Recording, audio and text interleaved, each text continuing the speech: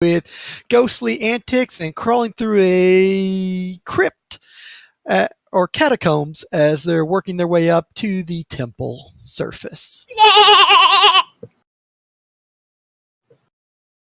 And we have a pet llama today on the game.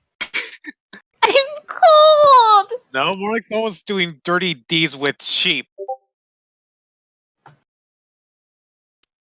But are they That done would be dirt you, cheap? Shake. Yes. So, Ghost was dispatched. Party is grouped up where they are. And what happens next? I don't remember, but what's this thing? That is rubble where the tunnel collapsed on itself. You're not sure how deep the tunnel goes, and you're not sure the extent of damage. It's just basically the front half, but it's not like someone piled rubble up to barricade. This is straight up like a tunnel collapse. Okay. So that means you may have to find an alternate path. Have we been over here and over here? You have glanced in there and looked around and came back. The one on the right you fully explored because that's where Mr. Possessor came from. Oh! Fuck that guy. As that was basically his tomb right there with the floating hands, the dread, and then the dread warder guarding the body, and a bunch of skeletons in here, which you guys killed off skeletons, the scary dread, which was floating hands with the longsword, which came from the crypt. So the guy's dead body's hands animated, drew his secondary weapon, and tried to fight. And the Dread Warrior was either some poor bastard that went in there and got killed and animated, or was turned undead to guard the tomb. Best not to think about it too much. And then you guys drew the great sword, and ghostly self came up, and Sam tried to kill Doggo. I don't ever want to get rid of my movement speed. Because I'm a going giant to go right here, sarcophagus. Michael. Sure thing. Sarcophagus split open on its lid, and a great sword sticking into a dead body with all kinds of runes and haunting symbols is never a good idea. Ash goes up to Sam. That's and why I asks was just her- like saw that and started checking it. Didn't. Ash goes up to Sam and even asks, "Do you remember being possessed, or do you have any recollection of it at all?" No. Welcome to my world when Kabu takes over. Yeah, if Cabo tries to do that to me, I'm gonna kid him. He won't unless you somehow he's attached to your body somehow. Yeah, the answer to that is no.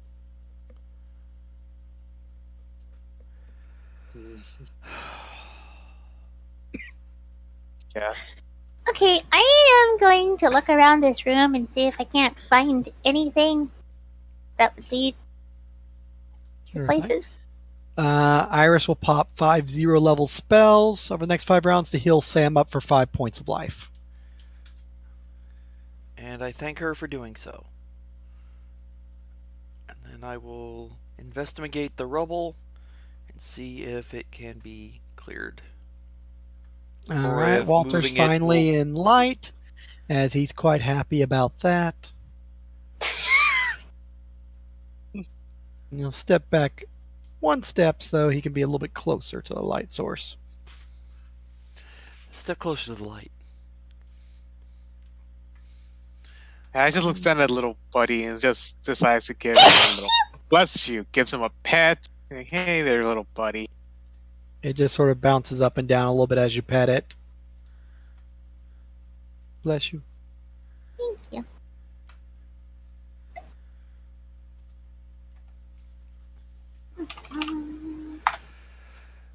Looking Just over the move rubble, this still off the map. is there a way we can... Is there a roll for me that I should roll to figure out if it's something that can be cleared or if clearing it will cause more collapse? Architecture and engineering, if you have it. No. Then you could I roll do a have craft basic. stoneworking. I doubt that'll count. No, you could roll a basic knowledge check or int check. Hey. 20, so Unfortunately, Oh. only counts as a basic, so that's only a 10. So a 10 for a general knowledge check for your int. Looking at it, yeah, it's not like someone barricaded it with boulders, considering the loose gravel and sand, not just the cobwebs from age and everything. This is pretty much like a mine where there was a cave in. So the ceiling gave way and collapsed in on that. So, considering the width of the hallway, it's probably the main road. If it's as wide as the previous section of hallway you passed through, you're looking at some serious structural damage above your head, and it could take you days to clear out about 20 to 30 feet, if that's how long that hallway is. Yeesh. So, Damn. crap, you'd almost be better going out of the cave and going all the way up the hill and walking the extra day, but you really hate to run that risk and danger, not to mention if there's any more of those freaking crabs out there or other patrol of undead. Alright. I will contemplate on this and talk with the party. So, hopefully player- there is another path. Yeah. We'll contemplate on this, look around those 3 rooms since they're the furthest in.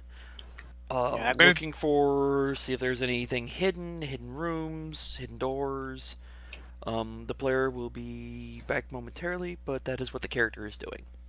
Yeah, Ash is already If in I the need coffin to room. make Check search checks, I can roll those now, or DM can roll them either way. Yeah, I'm already in the coffin room. I'm just gonna roll a search check and see if there's anything that we missed after the whole, because we were just too busy with the whole ordeal, making a search check, and of course I roll like shit.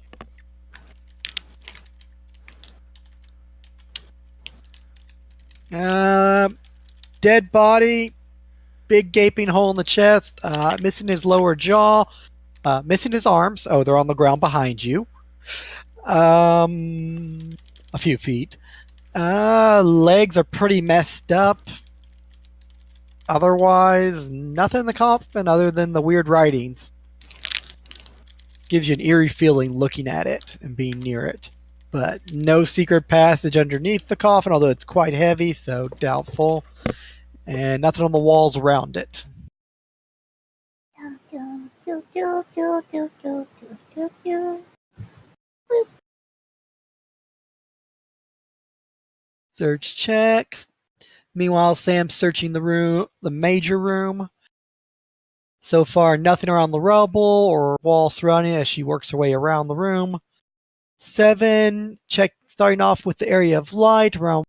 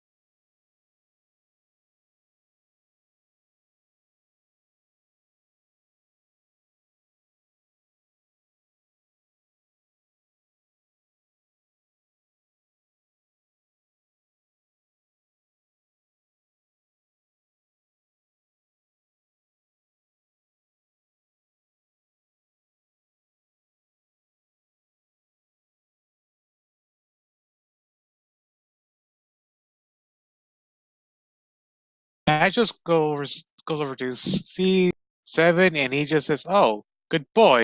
You can he see goes, shadowiness. Looks like a tunnel or dark opening. It's hard to tell. he just says to 7, he goes into his bag, takes out his rations, and takes out from the everlasting rations a piece of beef jerky and says it to 7 and says, "Good boy." That'll be your meal for the day. 7 will happily take it because food. Well, it's just a piece of jerky. He still has plenty in the everlasting ration. The ration usually creates like a magic trail ration, which sustains you with enough food for a day. Mm-hmm. So it's like the Lambeth bread off of Lord of the Rings or whatever. One bite will feed a man for a day. Okay, so he just takes a piece out of it for 7 and keeps the rest for himself, as he just wants. Small taste. Here you go, doggo. He's trying to get him the. Everlasting rations, nondescript leather pouch. This pouch contains enough trail rations to feed a medium creature for one day. So yeah, I mean, it could be broken up then, literally. But Mhm. I think the picture usually shows it as a single item, but that's probably the old picture. Fair enough. So yeah, you can have it broken up if you wanted, giving up a portion of your meal for the day. Yeah, it'll still be enough. It'll still be enough for one meal. He just wants to give the dog a piece of it. Okay, done. Jerky it is, saving the other strips of jerky and granola and stuff for yourself, depending on what your thing produces. I assume it goes off as whatever he's craving at the moment. Entirely possible.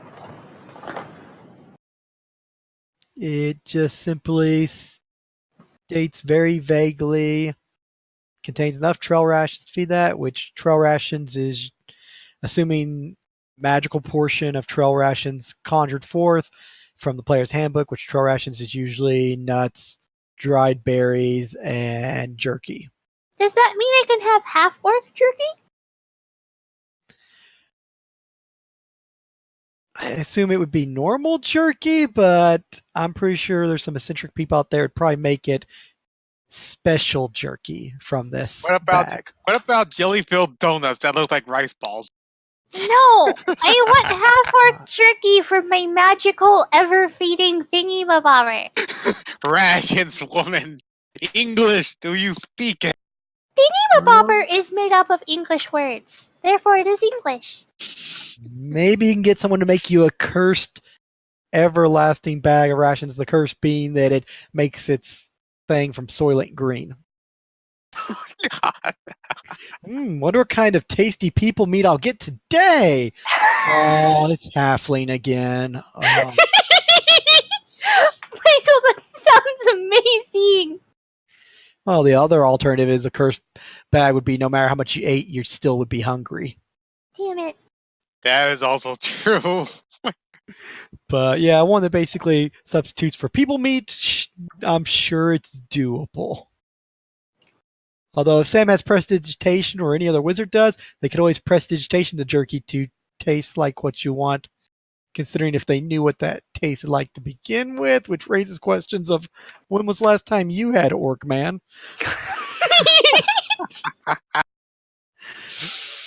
But yeah, magic, anything's possible.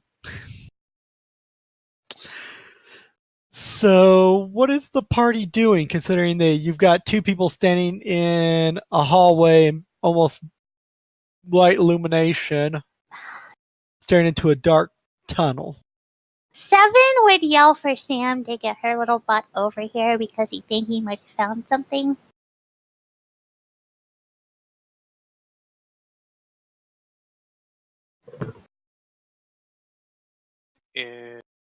I don't think Adam's back.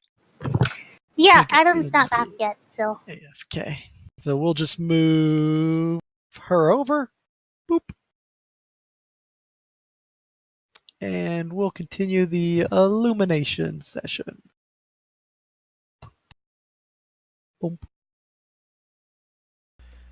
I just got back, but I've been watching the stream, so yes, I've been paying attention to what you've been doing. Welcome back.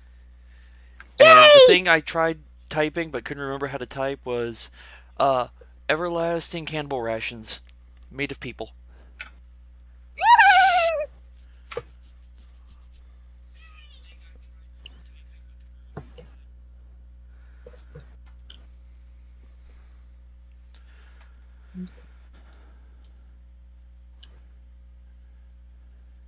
And then we have the party here. So what next, folks? We do something stupid, probably. Something very stupid. Seven's going to waddle inside of the now illuminated hallway.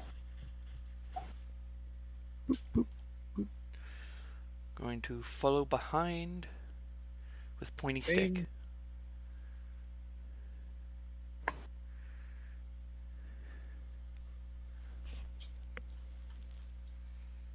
And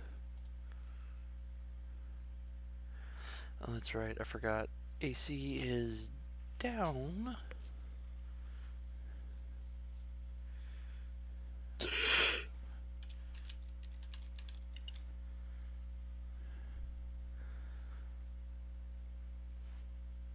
So we'll go right to there.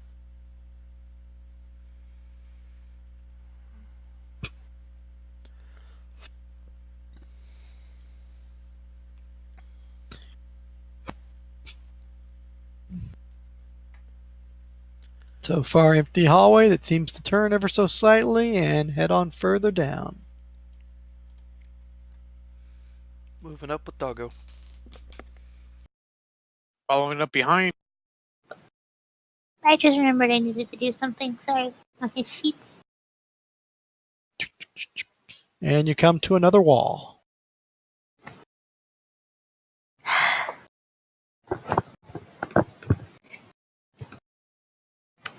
How... I am going to do a search check because I want to see the quality of the walls around him.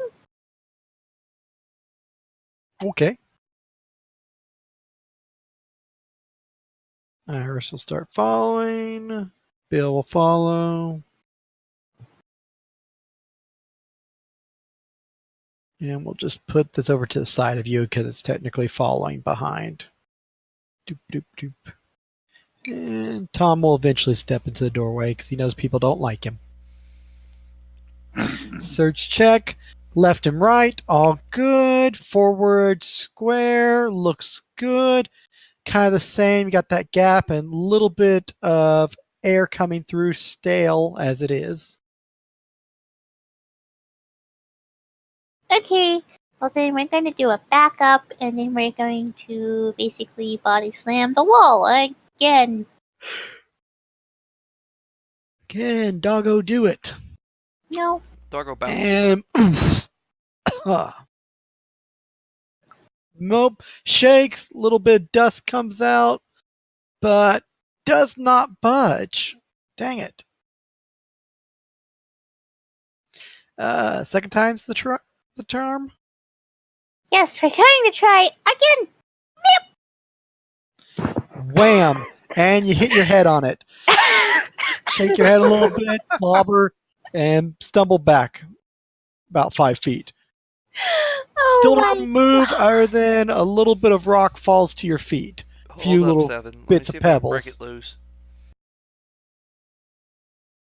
Getting a little frustrated at this point. Seven, hold Yes. up. Let me Maybe try it's a little this. more stuck than the last one was. It seemed to give easily. DM, setting the halberd aside, pulling out mining pick, and knocking the wall down. All right, tack roll. One moment. I do not have a damage set for this because there's no stats for using it as a weapon, so this is just standard. Doesn't really require damage. I'm just using the attack roll with the number, basically giving an idea of how well you hit it and what kind of chunks you possibly knock off. I rolled a 6. Got a 14, so 10 strength to pretty much push it open. So 14 strength, you hit that pick into it and then hit it again and again. Large chunks start falling off. top gives way, collapses at your feet, almost on your feet, and the rest of it kind of falls over to where you've got this little 1 foot gap at the bottom and a pile of rubble before you. So just a nice little 2 foot step over it to get into the next room. It's at that point that the light source you're holding is basically snuffed out almost to the point of everything is dim light.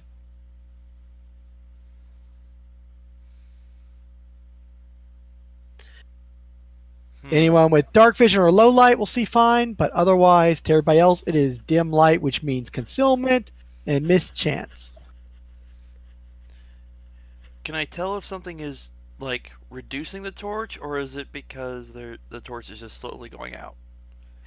I need a spot check, and you can have your answer. Alright, I shall roll. Probably like shit, but... like shit. I don't know. I don't have to roll because they've got kind of a better hide than that. So yeah. Oh no. I think just something's wrong with the torch. Oh, not too good. Everything Alrighty. okay? Everything okay, Sam? I shake the torch. DM, I'm gonna cast light on the torch. Cast light on the torch, alright? Burn the slot, your turn. Cast light on it. I have to roll for this because it's Artificer. It fails. Huh, crap. If we're in round count, then I will wait for my turn. Otherwise, I will try it again. One will move up. Let's see if this will help you out ever so much. 17 to hit your AC. Yes. I am applying negatives because it is coming from around the corner, which I'm amazed that missed with the -2. I was gonna say that hits. I have an AC 15, AC 17 if it's from Incorporeal Undead, which Incorporeal would only apply to my touch, so technically it's AC 15 no matter what. At what point you see a black mass basically come around the corner and an extended tentacle of darkness reach out and grab a hold of your leg. I just looked at it. Not nice. At which point, it grabbing a hold of you, it then swings another tentacle up from the black mass and tries to slap the torch, hitting your arm hard as it crashes into the wall. And you take 1d4 points of damage as your arm goes flying into the wall. 3 points. Noted. And I need an initiative now. Don't be. Wow. I said initiative, not failure. Excuse me, I have reduced dex, so yeah.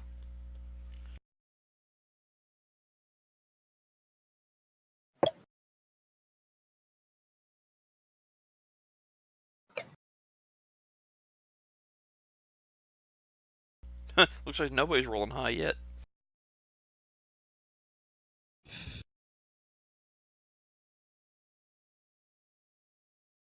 Come on, type that in there.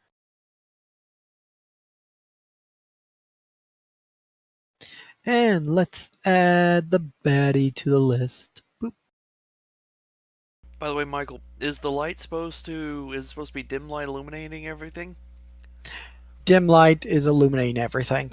Because currently it's just black here. I haven't changed it yet because of the baddies. Okay. But I will. I'm trying to do one thing at a time, unfortunately. Understood. Slowly. That's why I was just asking about it. Fair question, definitely. And baddies initiative. Jesus. Super fast blobs. Holy crap. I do not want to give those blobs a hug. I don't know why they're trying to give me a hug. They like you. The feeling's not mutual. I don't know them that well. You're tentacles. You're a girl. I've seen enough hentai to know where this is going. What's hentai? Oh, my child, right. when you get older, you will know so much, even if you don't want to. More like once Sam starts remembering shit.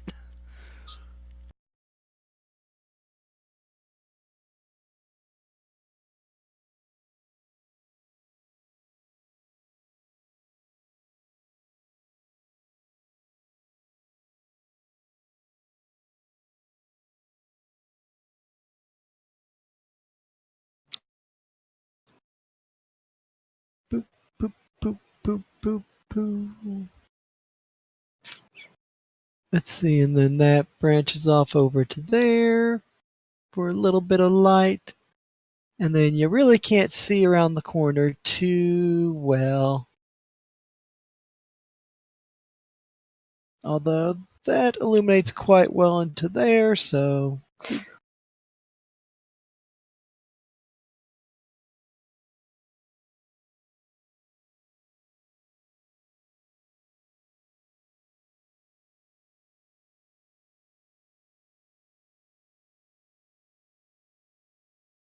Oh look, it's a party. And you're all invited. I'm just At glad least no they're not one's being small rude. size, because they kick the crap out of everybody who's smaller than them. Nom nom nom nom nom nom nom. Your small size thing basically engulf you and get like 4 attacks and deal strength damage on top of their crushing effect. It's kind of brutal. All right, so Betty's up first. One will slide over 5 feet. This one will slide over. This one will edge forward. This one will come crawling forward. And attacks. Boop, boop, boop. 1 hit. My AC is 15. Okay, 2 hits. 6 damage. And you get smacked twice by tentacles of darkness. Next up, Walter's turn. 5, 10, 15, 20. 25, what the hell? I have no idea. Natural 20. Can't be critted because they're technically undead blobs. And minimum damage. Go, Walter, go. Rolls high, rolls low. Rolls high, rolls low. Has point blank, so that's 2 points at least. And creature will have to make a check. Natural 20 on save. Does not get affected by poison. Damn. Hey, he tried. He just failed. Ash's turn. Oh, I Hey, Michael, hero. you didn't sort the initial order. Because Ash has an 8. Oh, shit, right. I hit the descending. Why did it not? Okay, there it goes. That's weird. It didn't take. Okay. Sorry. Doggo. Why didn't How does my 12 go above a 16? Why is it not? This does not make any Where's sense. Iris's? Yeah, where's Iris's thingy? Descending. Numerical. Finally? Maybe? About damn time. Third I mean, I time's keep the hitting charm. descending over and over again. I don't know what the deal is. Okay. 1, 2, skipping Estella. Buddy moves up, and finally, Doggo's turn. Jeez. You know, it was a little choppy when I first logged into it, but But, yeah. I don't really know what they can do in this situation. not much in a tiny hallway, unfortunately. If you're ballsy, tumble. DC Could try 25, tumble it through puts you in the enemy middle and of the room ally with 'em. square.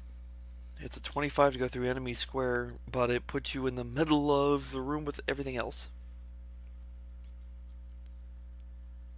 That honestly sounds kind of like a good idea. Unless you want to delay after Sam.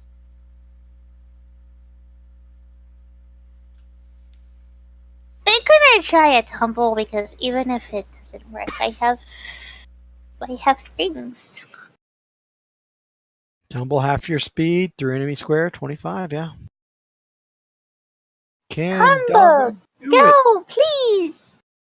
Huzzah! Oh my god. I think unless you roll a 1, you're never gonna fail tumble. Yeah, she's had a couple close calls. It's 25 because of half her speed. Can definitely do it. 5, 10, 15 right there, and then whichever direction she wants after that. We're gonna go right here. Whoa. Yep. Tumble into the room. And that's move action. Still get your standard. And then we go num. Num num.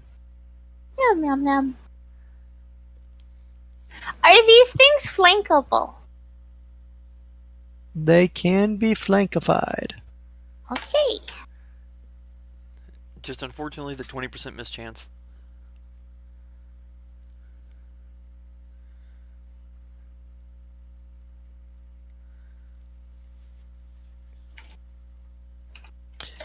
Potential hit, although percentiles say it is in fact a hit. And takes it pretty hefty down. Nix, did you remember to add your sneak attack into that? No, They're I didn't know if it undead, was so sneak it'd have to attackable. roll. Yep, for half. So 5. There we go.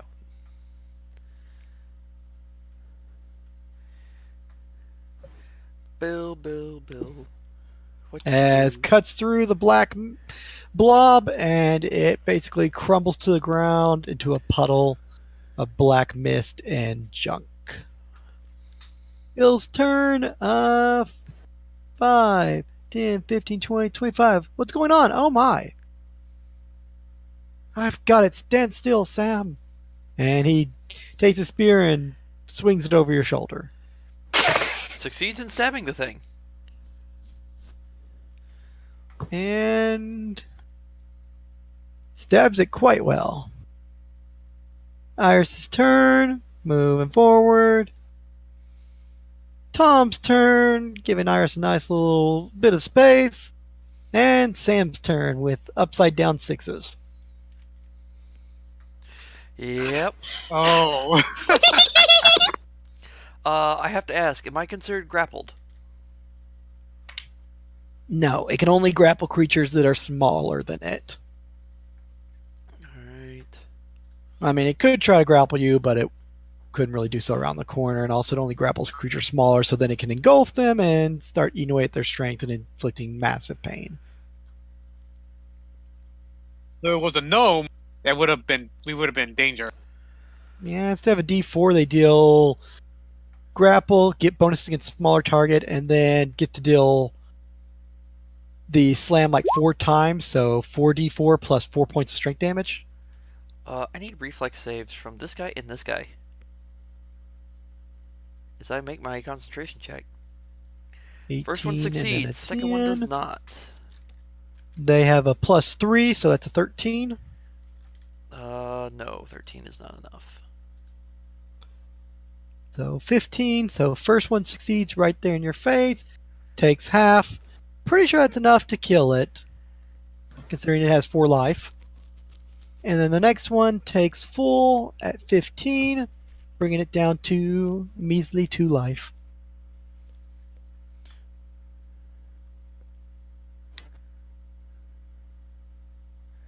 And if I pick up the halberd, that's a attack of op, isn't it? It's laying up against the wall next to you. If you were retrieving a weapon, yeah, it would be. It would try to take a snap at you as you reach over. Yep. Alright. Well, it's around a corner, so no. Okay. It would not. It can make an attack around a corner, can't make an attack of op. Alright, then So I you will can grab it. grab the halberd. Alright, got halberd in one hand and Torch in the in the other. Alright. You can take a free 5-foot step if you wanted. Yes. Since you cast and then use move action to retrieve, and then that'll allow Ash's turn. Yep, Ash goes over here, sees the thing over here around the corner, and tries to attack. What's the penalty again? -4? 2? -4. Is it 4 for a corner or 2 for a corner? 4 for a corner. Almost everything is a -4 in this game, it seems. Usually only -2 when it comes to like distances. Somebody likes the number 4 then. I don't think that's a hit. Such a big number at low levels too, which sucks.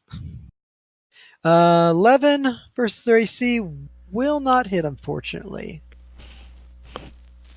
Well, that's all I can do this turn.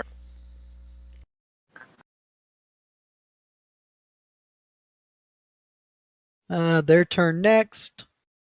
So they will basically proceed over to Sam, kind of surround her, and swing their dark tentacles of hentai enjoyment at you.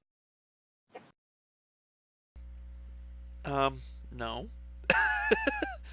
3 damage from the first one, Yeah, that one hits. The rest and of it then does the not. rest are all misses.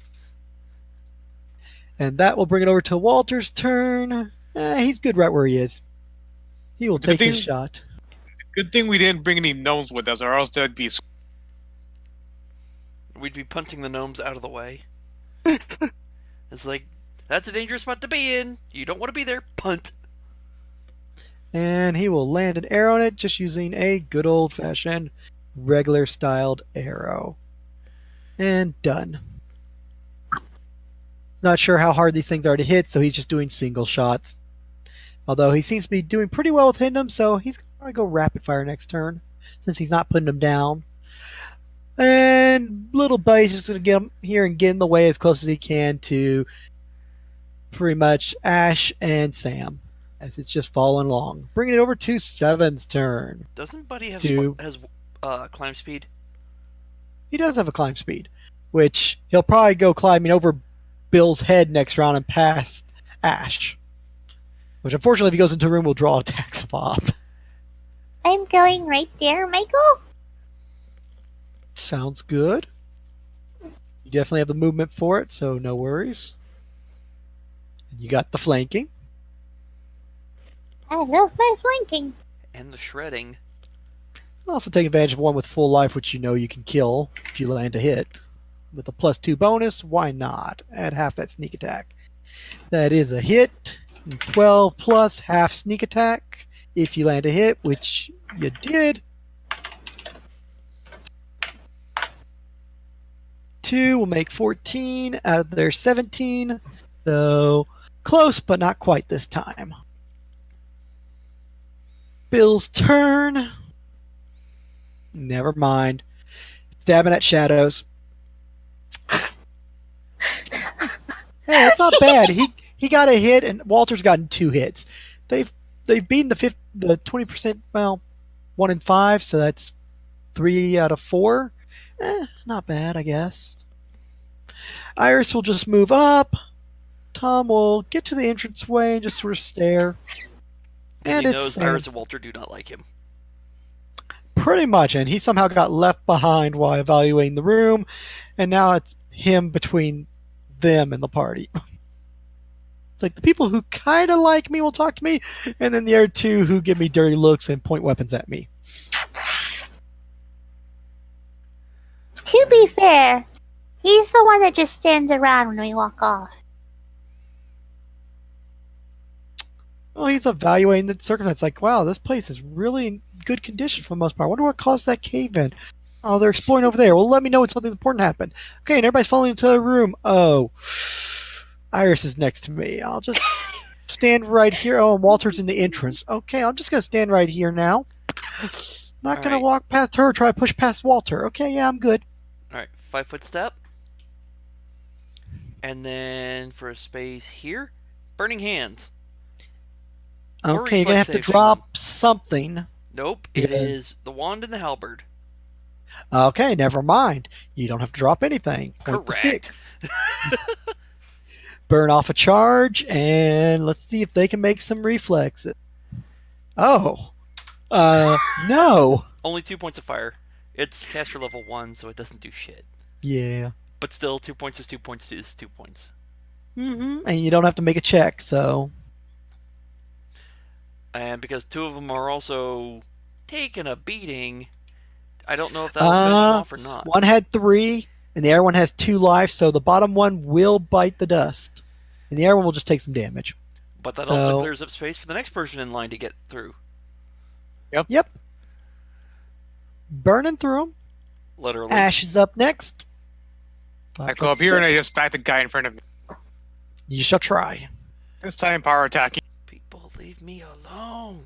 Damn. Thing is, these things have good AC. You guys are just rolling really well. No, somebody keeps spamming my phone. And if do it's an you evil actually hit? Oh, roll percentile. I haven't had to do that because I'm doing spells. Right. They're undead and chaotic evil, if that helps you, Shig. Mm-hmm. And above 20%, so that is a hit, and that should trigger your +4 bonus since they're evil and undead. Mm-hmm. So 27 over their 17 life. Very dead. Very dead, sir. Well, considering they're already undead, very destroyed. Their turn, or what counts for the remainder. And it will take a 5-foot step and go after Sam. Because I have the light. You're injured.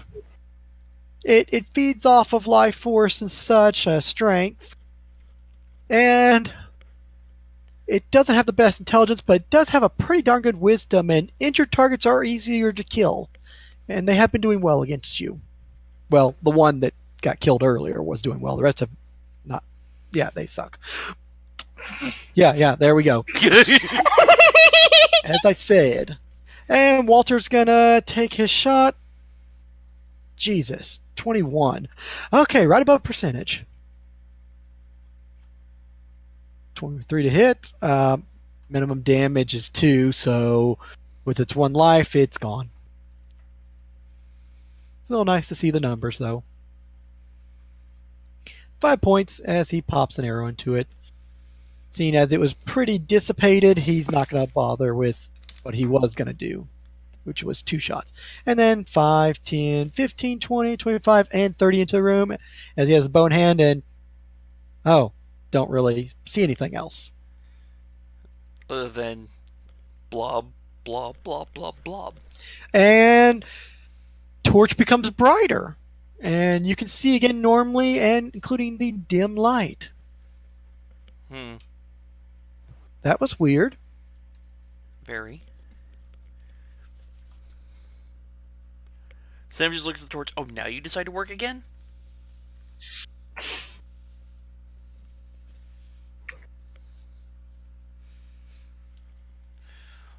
Okay. Which point you guys are out of round count, and you can move accordingly, as I'll pretty much have everybody else come moving up into the room, giving a second torch, and Tom following, with Bill proceeding up. Doing a spot check around. Go, like, right here. I'm gonna do a spot check just to look around, see anything out of the ordinary. This area looks like a fancier section of the catacombs. Apparently found a secret passage which could be used to move from one section where bodies were buried to this other section. Looks like they would hold burial ceremonies here, wrap the bodies, do little prayers and such, and then move them further down the hall, which is collapsed, and then store them in different areas. No bodies, although little bits of cloth wrappings, pieces of sheet, and other stuff on the ground, which has long since given way. But there's actually debris on the ground. Correct. Considering that there's no slime to push it aside, and that there aren't any undead to move by it, yeah, there is little bits of wood and other cloth debris laid about. That just tells me that there's no... The slime isn't in here. There's no slime in here. Correct. Because there's no cleaner. Pretty much. Nothing to push it aside or spit it out and make it get sticky and stuck to the floor. There's no cleaning crew in here. Yay. Alright, so looking around the room with the light. Slowly proceeding across. And then I will also, Michael, I will attempt an intelligence check to a knowledge religion to try to figure out what those thingies were. Was ist das? Free Scheiß. to do so. I have no idea. Some kind of undead, obviously, Undead blob. or evil creature, as Ash's weapon had more of an effect on it. But otherwise, considering the difficulty of also the sneak attack by 7. But otherwise, aside from being some kind of undead creature, apparently it wasn't spectral in nature, so no ghostly problems. But apparently it absorbs or somehow dulls light effects. Maybe? Then again, maybe it's something in the room. It's hard to say. But they're gone. The light's working. They were easy to hit and kill. All's good. Hopefully. At least for now. Yeah, Tom will eventually come into the room. Yes, the rest group. I'll ask Tom if he knows what those things are and then describe them to him. Oh, those... I mean, yes, I do have an inkling of knowledge pertaining to such things. I've only seen them in very dark, dank places. But the spiritual clouds of impenetrable darkness that float around and can even fly with black tentacles are what's known as a Vasuthant. If I'm pronouncing that correctly, I assume, in the common tongue. Pretty much they're just shadowy undead abominations that hunger after living creatures and eat away at their physical strength, debilitating them down to nothing.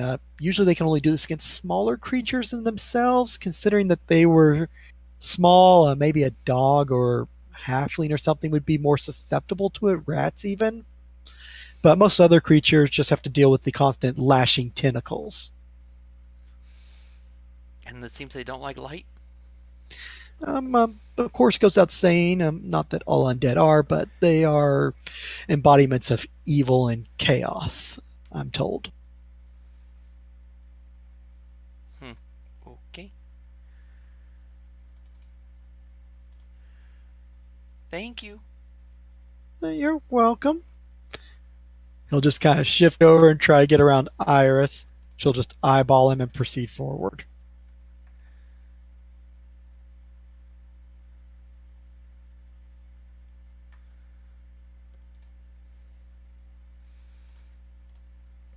Alright. Which point, proceeding up, so light illumination. Boop, boop, boop, boop, boop. Oh, there is stuff over there. So there's the rubble. If you can imagine, it's probably about 20 feet wide. That would have been a lot of debris to try to clear. Not to mention how sound the ceiling is around it. Could have probably resulted in more cave-ins. Yeah, you do have a doorway in front of you. Whether what that leads to, you're uncertain. But there Otherwise, you have a long hallway before before you. Nothing that you can see. It seems clear. Does it look dirty, though? There is some dirt and debris on the ground and cobwebs and so forth. Okay. But nothing major. But it's also not clean either. Stuff isn't like pushed aside and the ground is nice and smooth and clean. Michael, is this thing here a door? That is a doorway right there. We actually go over there and just gently tap on the door and see if you can open it, or is it locked? It's a wooden door with iron bindings, which, considering the time here, you can pretty much have light shining through it into the next room, as there's huge gaps, boards have fallen off, and the iron is rusted, and the door is hanging barely onto the top hinge. Bottom hinge is at your feet. So tapping at it causes it to move about 3 inches, and dust fall off it as it creaks a little Yeah. Ooh, so okay, so he opens up slowly, and then just bit. Careful, all the way in, careful, so careful, light careful, can careful. it peers in, and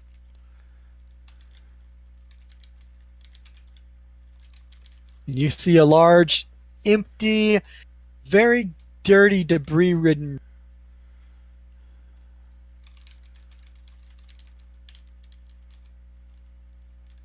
well, we found the I think we. Oh, never mind. That was the. So there was something in here. Very quickly. What do you do? I'm looking in the room. Do I see anything moving? Looking about, it just looks empty.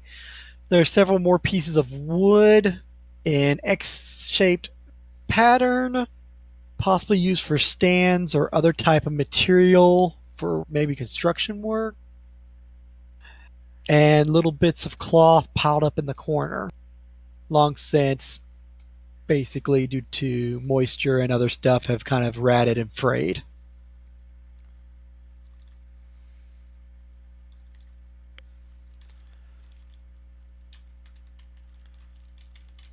Okay. Well, wait till Shig gets back, because I think Ash was wanting to check out the room. I'm Sam back. will let him. So we have two ways. We can either go inside this room or we can go up there. Check the room? Question mark? What was that, Adam? I said Sam will. If you're mentioning that to Sam, she'll go, well, probably should check the room. True. I mean, Ash isn't that steps why into you the open the room. door? Yeah. Once this is a dark room. It's like, logic? Yeah, let's go inside here.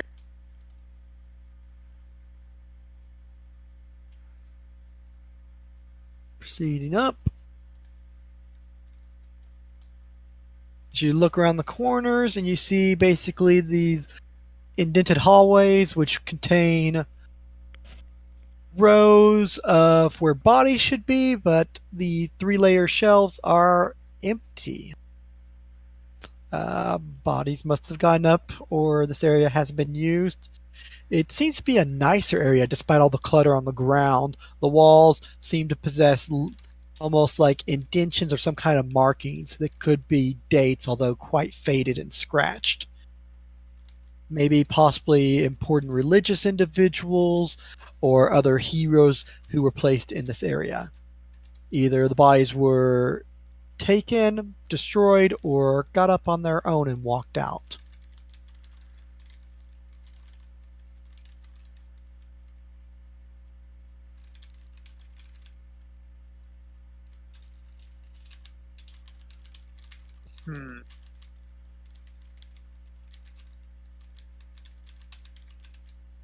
What Ash, next?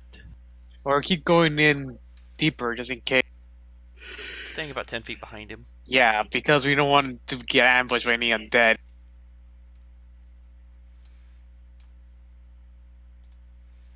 And you come to an in section which has more corridors, and those little corners have more open spots for bodies.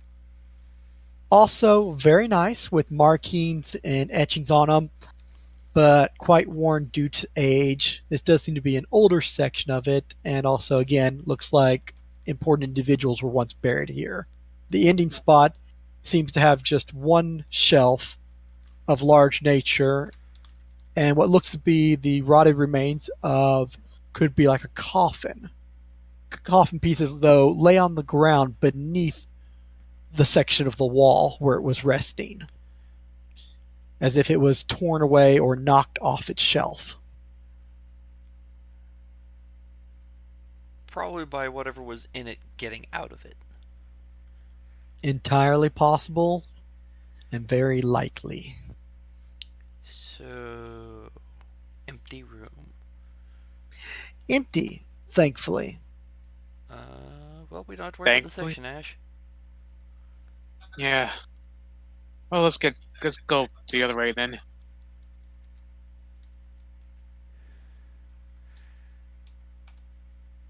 Going up with the others. That room is cleared.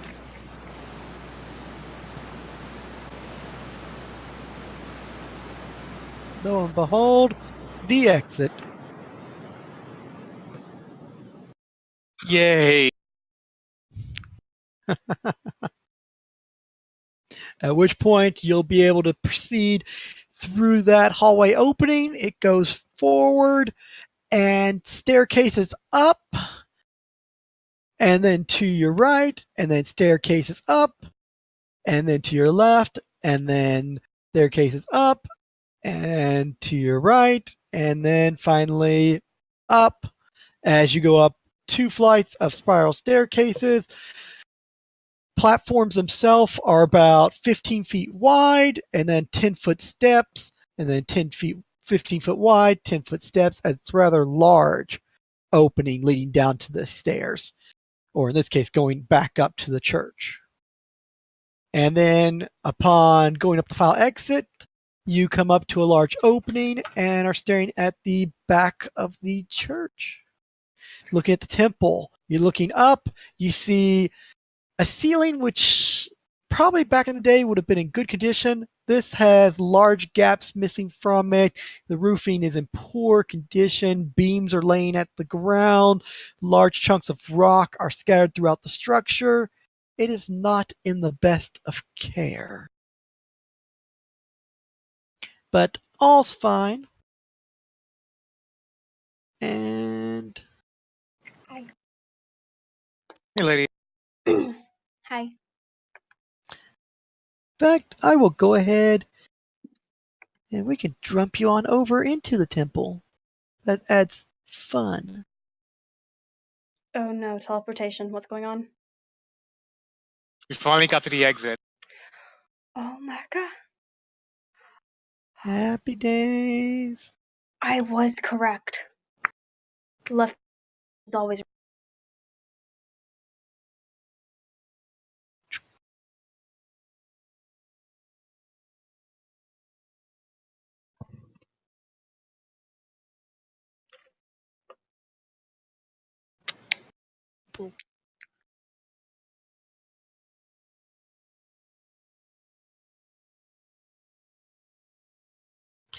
And let's slide you guys over, give you an idea. And you guys come up through the back.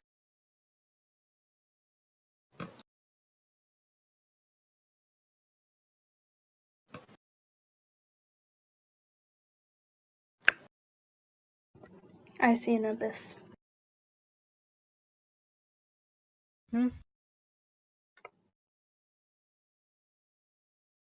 I see a black abyss.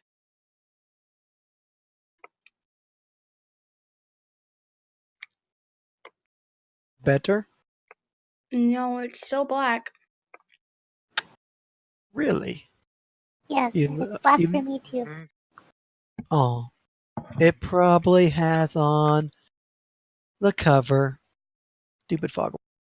Okay, let's try to remove some of this infinite funness so we can get you guys looking at an actual temple structure. Boop. I There we feel are. so small. It's a large map. Why is Fair there a enough. picture of rations? We were talking about rations earlier. Mm.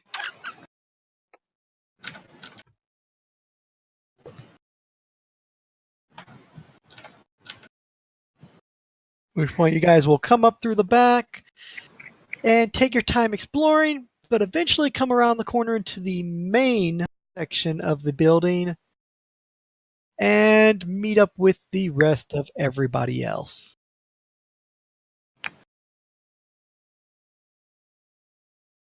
At which point you'll see there,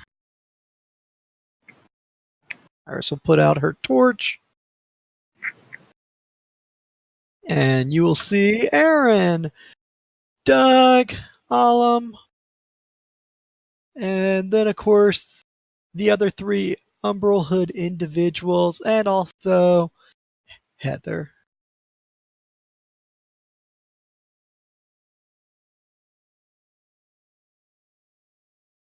what do you guys do in this lovely temple-based situation with everybody waiting as they pretty much have a little campfire which has been doused ever so slightly, and most of the ceiling of this place is missing. I was about to say, what are these white speckles? That is large chunks of block and debris which have basically landed on the ground. So little bits of wall missing, parts of ceiling collapsing down, which didn't just disintegrate. I am king of the hill. Oh, good 7. Climbs up on the rubble and just stands there, or sits there, all Yes. happy. He has the high ground.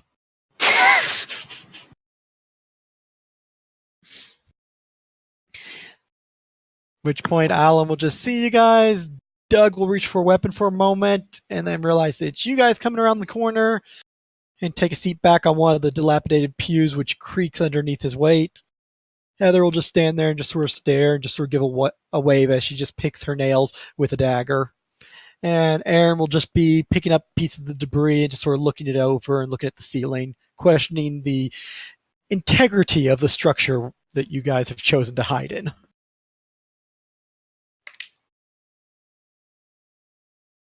Meanwhile, in the back, you have your cloaked umbral hood substitute leader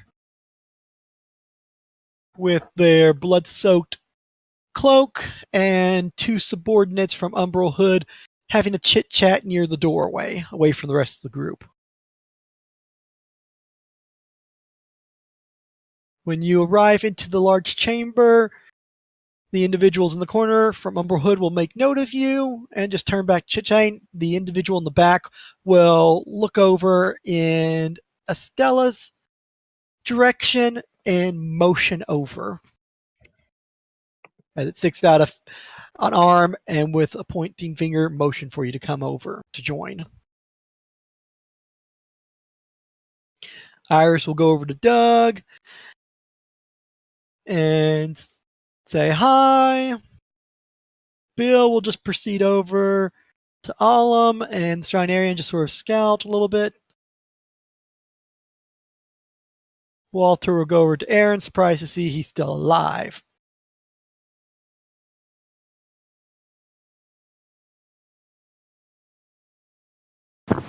I think Estella's dead.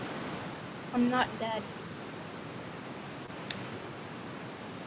That can be arranged. You guys are in a I was questionable gonna say, structure. you had a cue there, Estella. What was my cue? Rocks fall, Your people boss die. is telling you get over here. Oh, Be right back quickly. family called for me, so I apologize. No worries. Yeah. Michael, I'm gonna float the armor over to a spot and deposit it. What are you doing with it? Floating it over to a spot that's semi-clear of rubble and just depositing it like right here. Okay, so we'll just use a little purple marker as the pile of armor in this Yep. case, as the disc will dissipate. And then I'll retrieve the magic item. Michael, I'm gonna go ahead and move 7 upward so he can take his right on the rubble. Fair enough. After all, boss is asking for you, or Oh, motion that for boss. Estella to come over. That boss. Okay. Yes, you're being called over to your little cliquey group of cheerleaders over at Umbral Hood. Sure. Because they have so much cheer. Yeah. I can become sunshine and rainbows if they ask. If we did, we would know you were possessed or there's something wrong with you. I'm back. Mm. How dare you doubt the abilities of a changeling? No, it's more of the personality of Estella. That's true.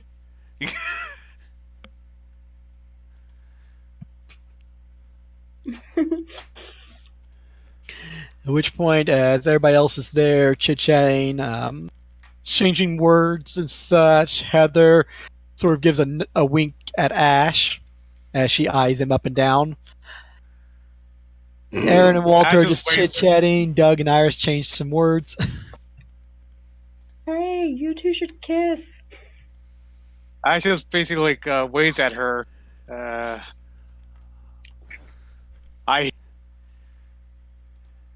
She just sort of puts the dagger away just as you walk by her. So, looks like you got a little hurt. Tough stuff. Run some problems down there? A lot of zombies, a lot of skeletons. Something touched my head. I don't know. Oh, poor thing. Got a fever? Do I need to check your temperature?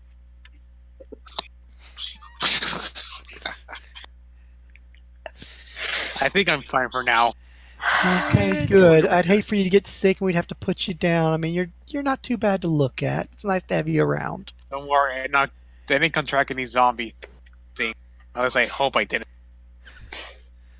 Oh, that's great. And what the hell is that? As she turns over and the spider goes scurrying past and following Sam. Come on, little buddy. Aaron just sort of jumps to the side. Walter just laughs.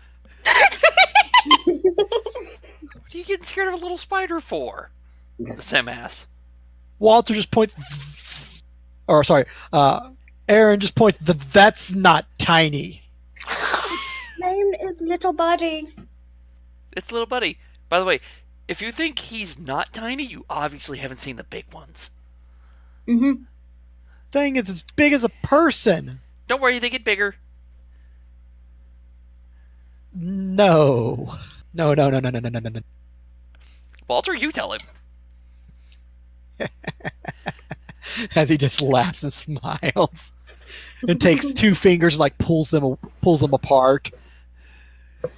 Like little, big. They come in all sizes.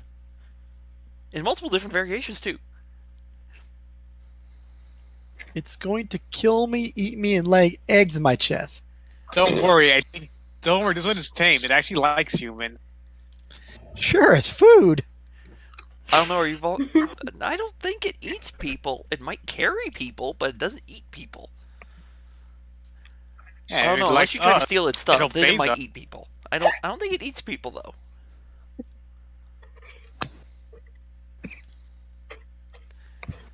At that point, Tom starts proceeding up slowly, and Heather just turns and starts reaching for a dagger as she pulls it back and puts a hand in front of Ash. Don't worry, I've got it. Oh, yeah. Tom, this is the other people we're traveling with. Everybody, that's Tom. Oh, pleasure to meet you. As then a dagger goes flying from Heather and lands right in his chest. Ow. Little rude. Just looks down. Am I supposed to hand that back? I mean, do I get to keep it? What's going on? Relax, that's between the two of you. She starts reaching for another dagger, pulls another one out. Ash, guys, Heather, calm down. He's on our let side. go of my hand, or you'll get a dagger. He's on our side. He can talk. He can speak. He knows about this island more than any of us. He's valuable. Please, trust us. He's also not from the island. She just jerks her hand out of yours, holding the dagger. Look, don't ever grab my hand again. And what do you mean that the undead abomination on the island of creatures that are undead wanting to kill us is friendly? He's not you from the hit island? your head? Yes, he did hit his head, but no, he's not from the island. Doug just sits back there, takes a sip from his water skin, just ignoring the situation. So, Iris, not doing your job too well. I mean, these people look pretty beat up. Shut up, Doug. Oh, if you think we look bad, you should see the other guys. They're in pieces. I like that one. I hope she lives. And he So just do sort of I. points over at Sam, chuckles loudly. I'm just meanwhile observing the whole situation in silence. That's And classic Alum. And Bill's just walking around, taking a spear and poking at some of the rubble and just looking at the pews. Meanwhile, in the back, as the group is deciding about Tom and little Buddy and holding discussions of their own in humorous fashion. A much darker conversation is happening up at the front of the temple in whispers. So do we kill all the witnesses now or later? Edge. We got the sweet, sweet edge. You signed up for this. You That's did. true. At which point you proceed up there to your two cloaked individuals with weaponry and markings on their shoulder as they have pieces of cloth with the Emerald Hood symbol. And then you have your other individual, and it's somewhat grisly, tattered, darker cloak of red and spotted with bits of crimson, which is blood stains all over it. Looks through its pulled down hood and talking to the others in quiet whispers. As you proceed up, looks over. Excellent. We finally have the others. Good to see at least you survived. Well, we wouldn't finish our job if we were dead, would we? At which point you see there too, one of them palms a couple of coins to the other one, just gives a nod. Were you guys betting on our survival? No, that would be rude. We're betting on the survival of how many of your peons would make it. I said none, he said all. That actually seems like a fair bet. Next time you do, include me. Maybe. At which point the individual just looks over at there too, who get quiet as he puts the coins away. As we were.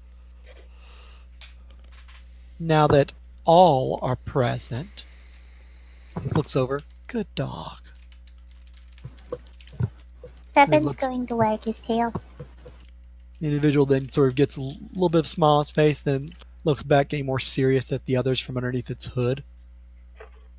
We were discussing matters, but now that all are present, we can actually place a vote as to our next course of action. We are to wait supplies, fortify our surroundings as best we can. We've already scouted the area. We have good surveillance. Really can't get up too high without climbing gear, and also structural integrity is questionable. One of the guys gives a nod. Mm-hmm. Did one of you guys try? Oh, yeah. See that knocked over bench as he points back over there? Yeah? Yeah, I threw a rope up, started climbing, and some of that gave way, and that's why it got knocked over by rubble. You are very graceful then, weren't you? Ceiling's not sound. I'm very light on my feet, thank you. It's supposed to be a compliment.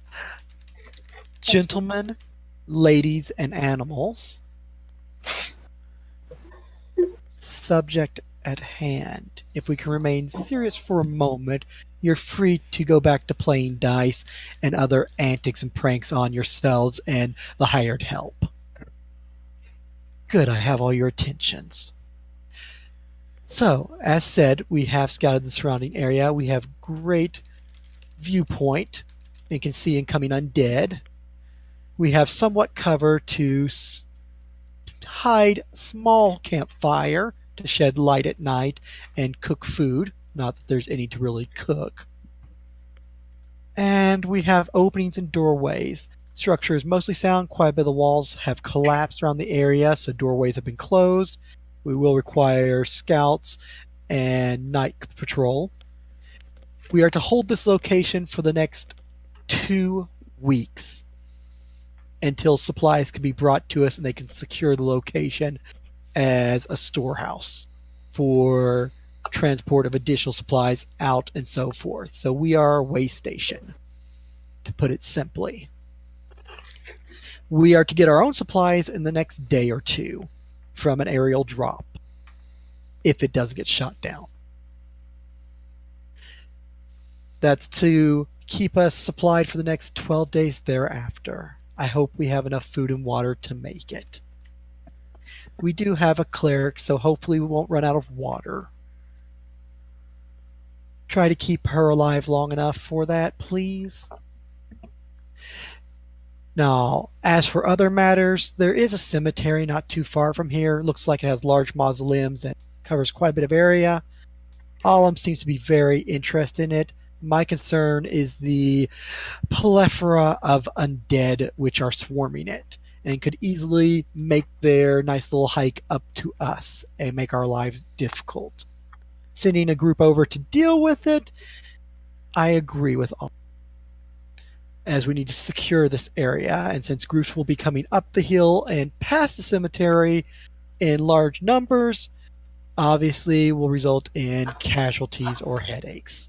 So, yes, we need to send a group to do that. We also need a group to secure this location from any undead that may come to it. So, we'll be breaking in two over the next 14 days to deal with this situation. But that's not what I've gathered you here, because obviously that's common sense and isn't requiring a lot of you. I'm just simply informing you so you can inform the peons and make decisions of how you want to handle this among yourself. I'll allow you to make those decisions. The reason why I've gathered you is to discuss our job. As noted on the paper, as pulls out a copy of their own, leader looks it over, holding up. We need to decide how we're going to handle our official actions. As discussed earlier, as our way up here, before we broke into two groups, after we've secured this place, we have a job to do. Secondary goal and all. We can hold this place, we'll complete our primary objective. But we still need to decide if we're going to be going to the dock ports, to the East Rock Gilsburg, task 01-7, or if we're going to head to the East Towering Crossing Library, task 02-04.8. I don't know who comes up with these numbers. And we will need to pick. So, we have time. If we want to make a decision now, we can do so. Or if you want to waste your time and decide later, please speak up now. Can't we wait till we get supplies and then make a decision if we want to go to the creepy tower or the creepy port town?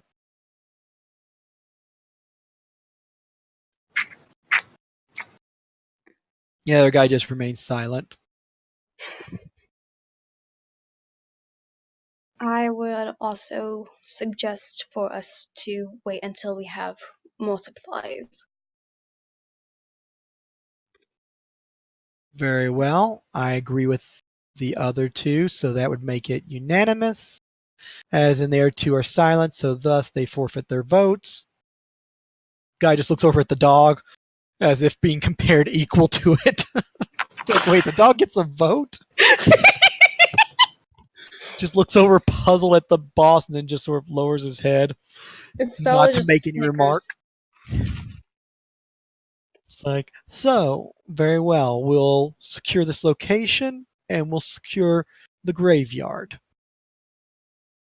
We just need to break up numbers. As I said, that's your problem.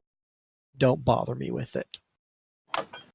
Individual will pull out a small stone with writing on it and step aside, as we'll pretty much come over to the corner and look through the gaping hole in the wall outside as reads over the stone. The other individual just sort of slide over. Good decision, newbie. I've been first mate on a ship for the majority of my life, so I know when a wise decision is opted. Excellent. By the way, I don't think we exchanged pleasantries so much at the shoreline. So, yeah. What's your name again? Stella Evertine, first mate of the Neptune's War. Uh-huh. And does your pet have a name? Looks over at the dog, just sort of like waves a hand in its direction. I assume it's yours? It is currently owned by me and the swordswoman named Sam, and the dog's name is Seven. hopefully that's not the number that you went through to get this one. No. That's never not gonna get old. No. It's more of like you'll remember the stories of the old rogue that was named 007, correct? That's mostly what it was named after. God damn it. Devin's just gonna look over at Ella and just like slowly narrow his eyes. Better roll that blood check, Lydia. The one's just like, huh. Well, anyway, you and the swordswoman, hireling, whatever, can share your ward dog that you purchased all you want and add your little story that I really don't care too much about. Just, you're Estella, and that's 7. Got it. So, yeah. Okay, I suppose I should introduce myself proper. I'm Chris. And yeah, I've been with Humberwood for just a teeny bit longer than you. You know, nothing much, about 2 years. That's mighty impressive. That kind of is sometimes, considering that new people don't last sometimes too long. Or if you get transferred, that's usually the last they see of you. The other guy gives a nod. Oh yeah, that's a true story. Well, I hope I never get transferred. Sometimes they come back. Sometimes they don't.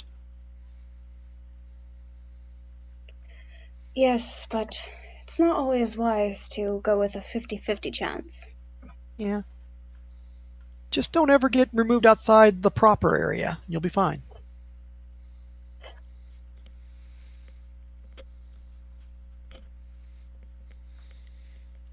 Which point the other individual just looks, oh, what, my turn? Fine. I mean, you can keep up the mysterious gentleman look. No, it's good. I'm happy to give my name. My name is John J. Johnson. That's Jonathan Johnson. Jr.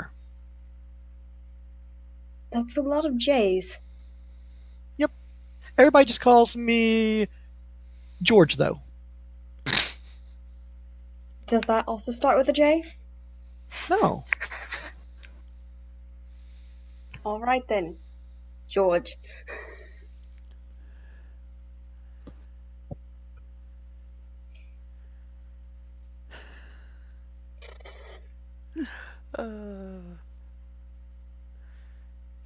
All right. Jonathan Johnson I've been Jr. with place for a while. Yeah, about the same amount of time. About what, 2.5 years? Oh, come on, man. It's more like 2 1/4. Did you guys sign on together? No, but we have worked together before. Well, I hope to work with you in the near future. Most definitely. After all, it would look bad if you died. Yes, I don't think my corpse would be a pretty sight. Depends on how you die.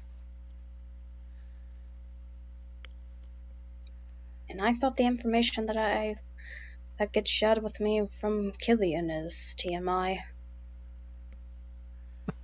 The other guy just chuckles a little bit. Shut up, John. So, how are we gonna split them up, or are we just gonna send them all to the cemetery? What should we do, since this is up to us to decide? Well, we could divide in the groups that we did on arriving here.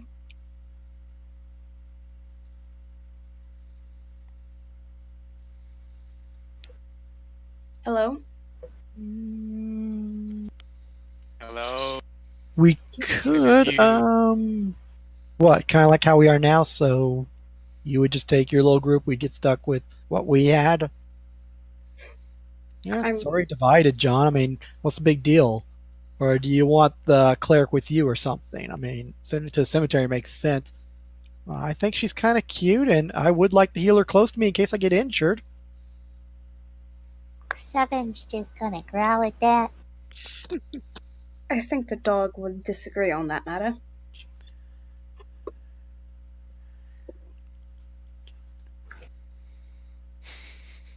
And besides,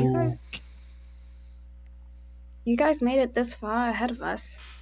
Obviously, you were safer. We ran into difficulties, but we handled them. Well, I'm sure you strong gentlemen could manage another couple of trips without a cleric.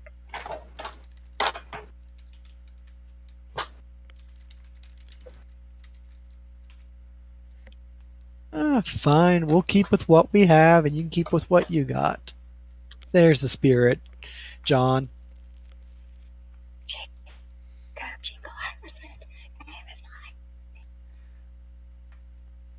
Shut up, Chris. I don't even like you. Whatever. Everybody just calls you George. How the hell's that work? It just does. It kind of stuck. Which point, they just sort of step aside to chit-chat for a moment, and then John goes down to Doug and starts explaining things of what watch he's going to do, that they'll be staying here, and need to keep an eye on the wizard, not let him get killed, as he may be useful, and make sure to tell Heather to leave Chris alone. And then he'll head back up, and they'll just stand over at the door and chit-chat. Which point Bill will come walking over to you, since you seem to be done with your little conversation, be like, oh, things look well. I mean, we got a place that has a mostly somewhat a roof. You seem to have your little talk and seem to be happy. So what's going on next? Well, eventually we'll be heading towards a graveyard that's nearby. And we're currently going to be waiting on more supplies arriving. This will be treated as a storehouse for as long as we're here. Okay, I mean, that's what we were going to do, right? That was explained. Seven's actually going to waddle in between the two NPCs to stick his head out the front door and look around. Walk past Chris and George, who are chit-chatting. Be like, I don't get this. I don't know. I mean, how's a dog count as a member? I don't know. Maybe it's honorary? I don't know. How long do you think movie's going to last, really? I think she'll probably end up dead before the mission's over with. Want to take a bet on that? Aw, man. You know we need her alive. Looks better. Fine. So, what do you think? Oh, dog's over here. Yeah, I noticed. As you come walking by at that point. Which point you stick your head out and you see basically you're up on a hill and it pretty much goes out for quite a distance into darkness and light, eventually going at a nice steady slope and then gets a little bit steeper and then heads out into the rest of the countryside as you've seen. Back of the temple, pretty much, if you probably went around, probably almost is hanging off the cliff facing. So, yeah. Whole lot of nothing out there. Okay, well, Seven's actually going to step outside and go around the boundary of the temple and nobody inside can see him. Which I assume is like right here.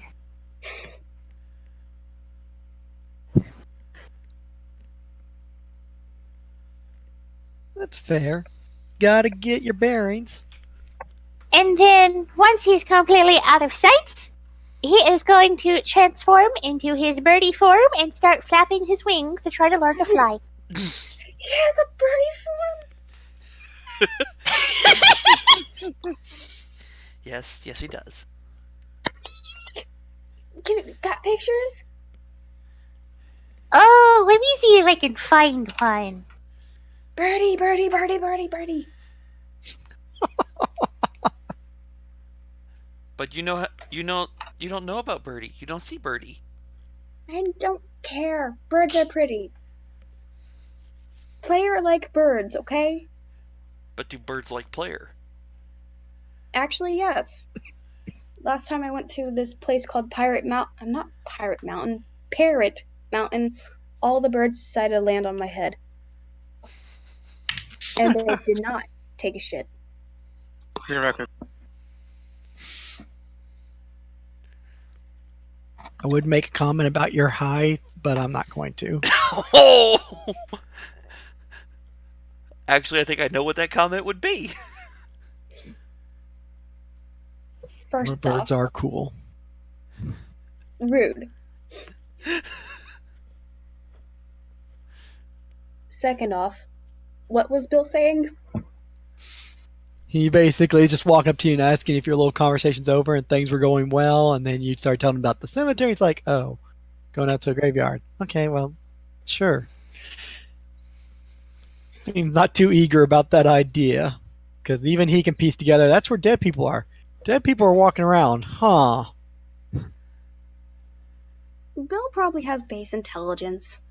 Yeah, exactly. He's like, that's probably where a bunch of dead people are. That's probably where they're gathered. Right, we do have to do that mission for Alum, and it did require cemetery. Just didn't think it was going to be so soon. Something like that, except with blue eyes. Don't worry, we'll probably set fire to the cemetery.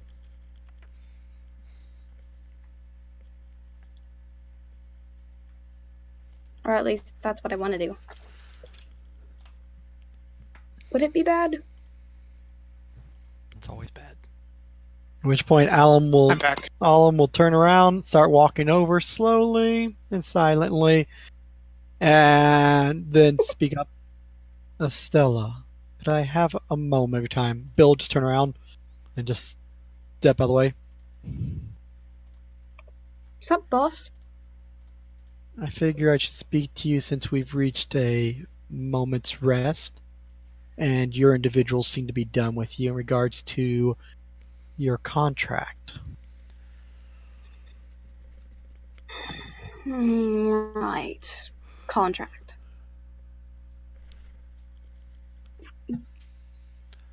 I imagine you'd want to take advantage of this time, rest up and prepare yourself, but more importantly, see to the first task as it is in a nearby location, or would you prefer to take action in regards to the second contract? Now, which is which? First, collect stuff from the cemetery, as was agreed upon, for the payment afterwards. Second one, as your friend, as he looks over his shoulder towards Sam, put it, the ritual. In regards to all the items you received. Boxes, the directions of where to perform it, and so forth. One would assume you'd be addressing the first one, as the second one's a little bit further in distance from here. Yes, I would prefer to do the first one and rip the band-aid off. Though, can it be done when we have more supplies? It would be unwise going into another battlefield unequipped. You may take your time. Thank you, Would- Mom. You will just turn and walk back over.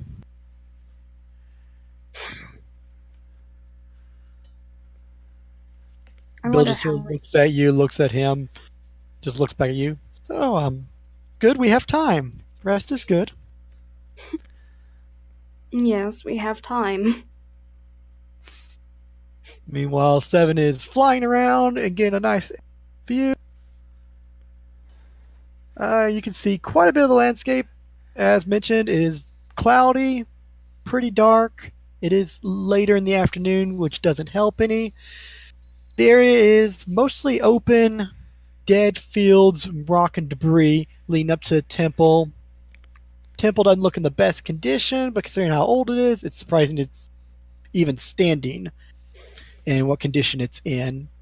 It's no more than about 30 feet away from the edge of the cliff. Any Sounds closer, you'd dangerous. probably be concerned that it's going to slide over the side. But the cliff is quite thick, and so there's not a risk of it giving way under the weight of the temple structure, especially considering the temple cuts through and into the mountain underneath from the catacombs. So it reassures you in that concern. About a mile away, you do see the cemetery, and it is swarming with undead. Considering that you'll have to be going there and exploring it to look for the items that are required, you may want to be properly prepared. Then with this information, he shall come to his sweet little stop and turn into his doggy form again, so he can go inside. Well, you'll fly back down and land and switch form, and then be able to come right back to the peoples. And waddling in past the NPC. Chris will just basically remark, well, when you gotta go, you gotta go. It's well trained.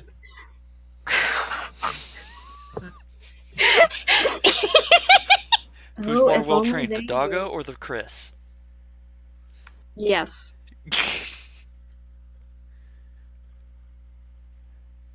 And then Seven's going to go back down and join Sam, in which he will simply state that he scoured the area by flying around and looking around, and yes, the unfortunate graveyard is swarming, and we will need lots and lots of preparation to survive.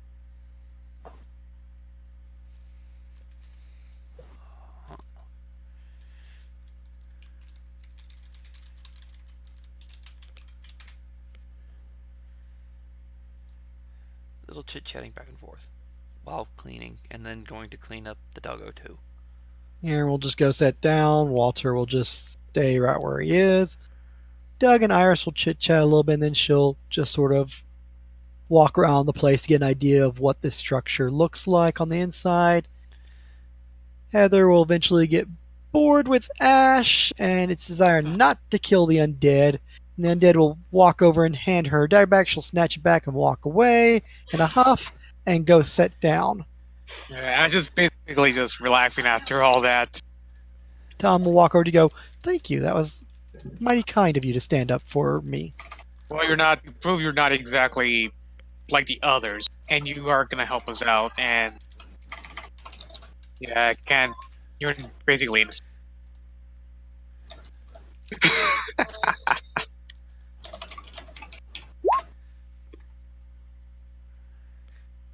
It's not like I like you or anything, idiot. Sounds good. Let's see, and Doggo still has the somewhat cursed sword. Yes. Next, check Discord. I suck at checking Discord.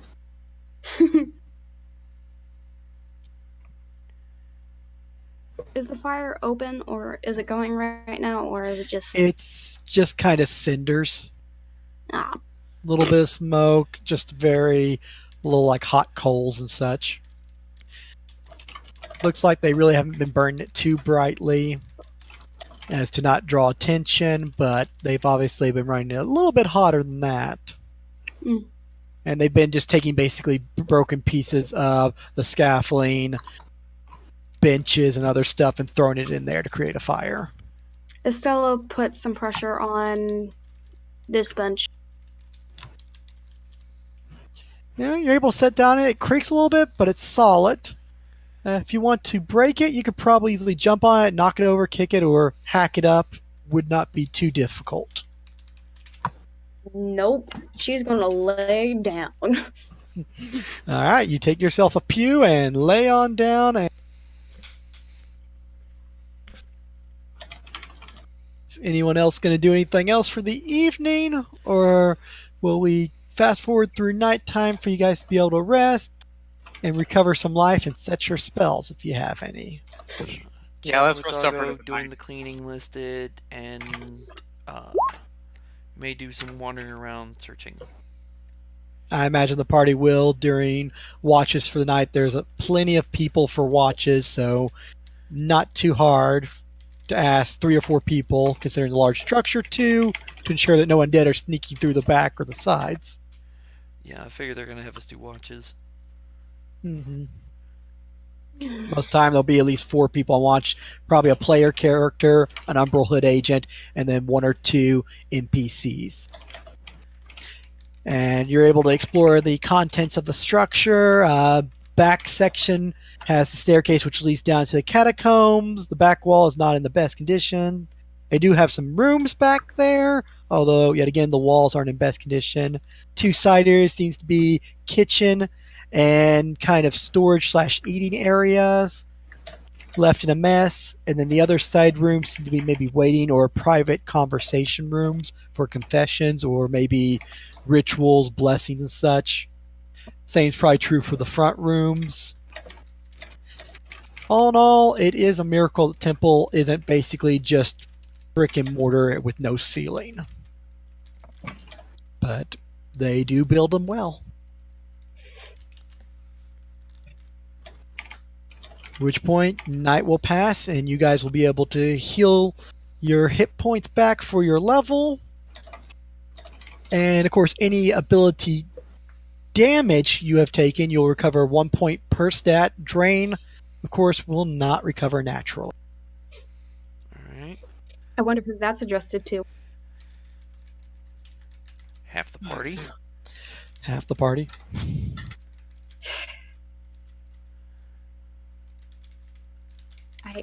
Joke. Failed joke, but joke. All those of small mind Oi. party members who have lower wisdom.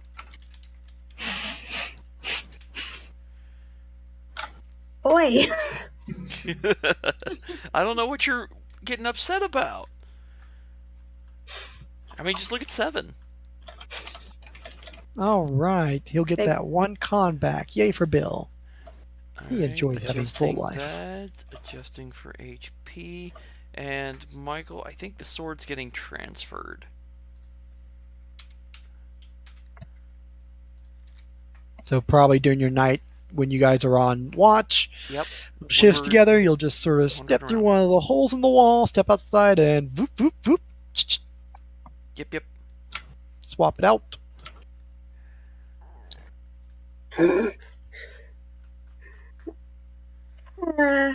Swap it out, not stick it out.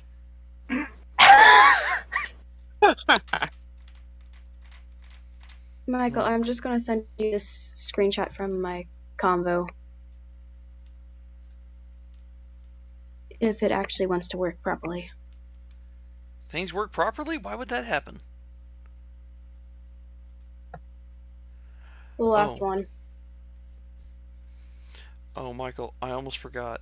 I'm making also, in addition to the pile of armor, I'm piling a whole bunch of other stuff too.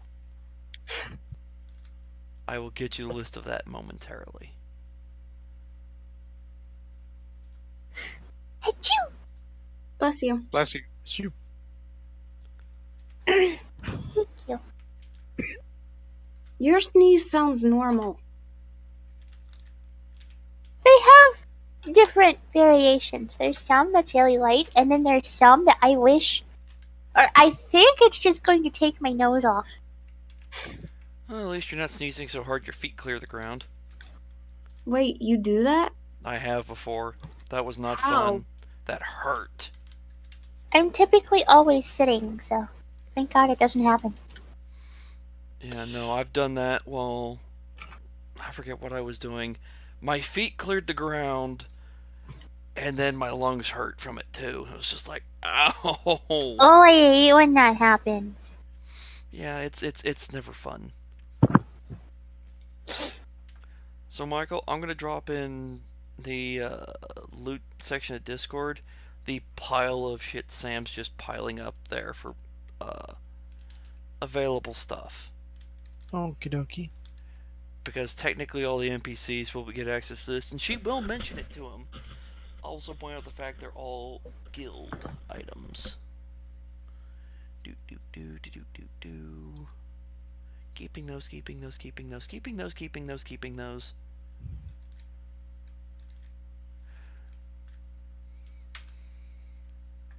There.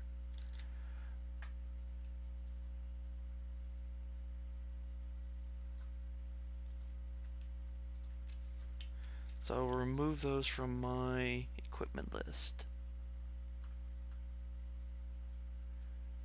Just transporting them here to offload them. Okay. And then...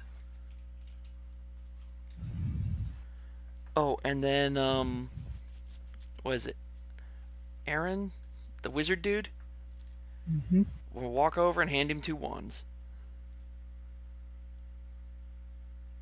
2 wands? The 2 guild wands of magic missile, 10 charges each. Had 2 extras in the bag. Tell him here, you might be able to use these. I'm sorry, I do not have the 2 extra wands of magic missile. I'm being stupid. Those are wands of detect magic!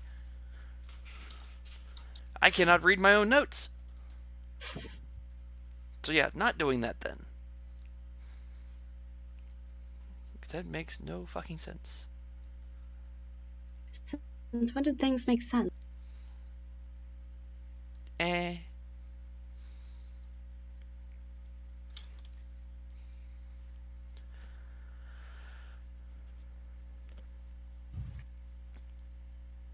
Alright, so loot is piled, NPCs are informed that it's available, however it is guild stuff, so yeah.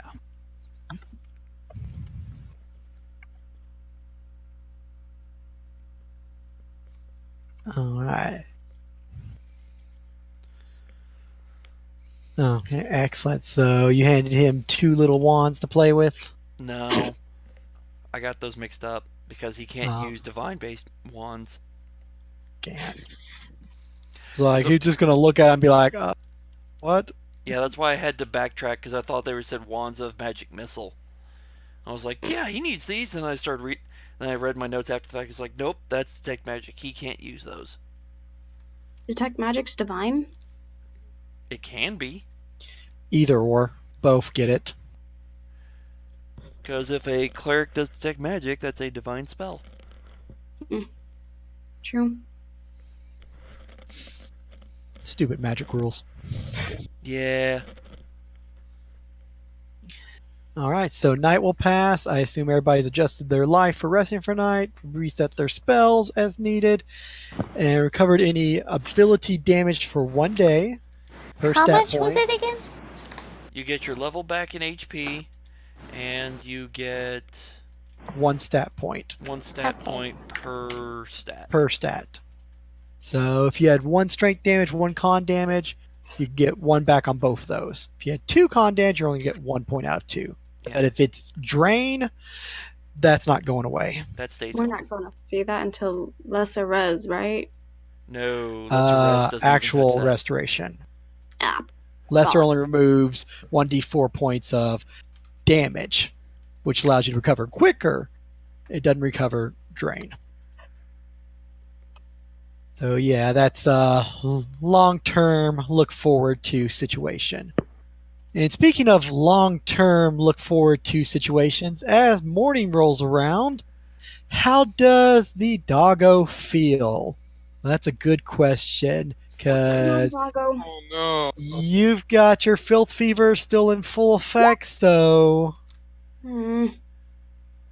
It's not Constitution check, it's a fort save. fort save. You get a little bit more bonuses to that. It's a good roll, but a little bit more chance. There we go. That is That's a better. success.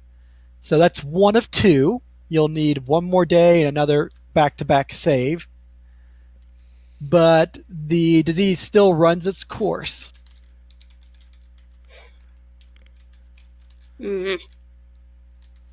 Doggo, get better, or we will start feeding you medicine through the rear. It might have to at this point. Probably. What medicine do we have that we can even feed Doggo? Potions Made of fort save, so no damage, but it's still coursing through you, so it's still trying to get you sicker and sicker. So no 1d3 to 2 stats for now.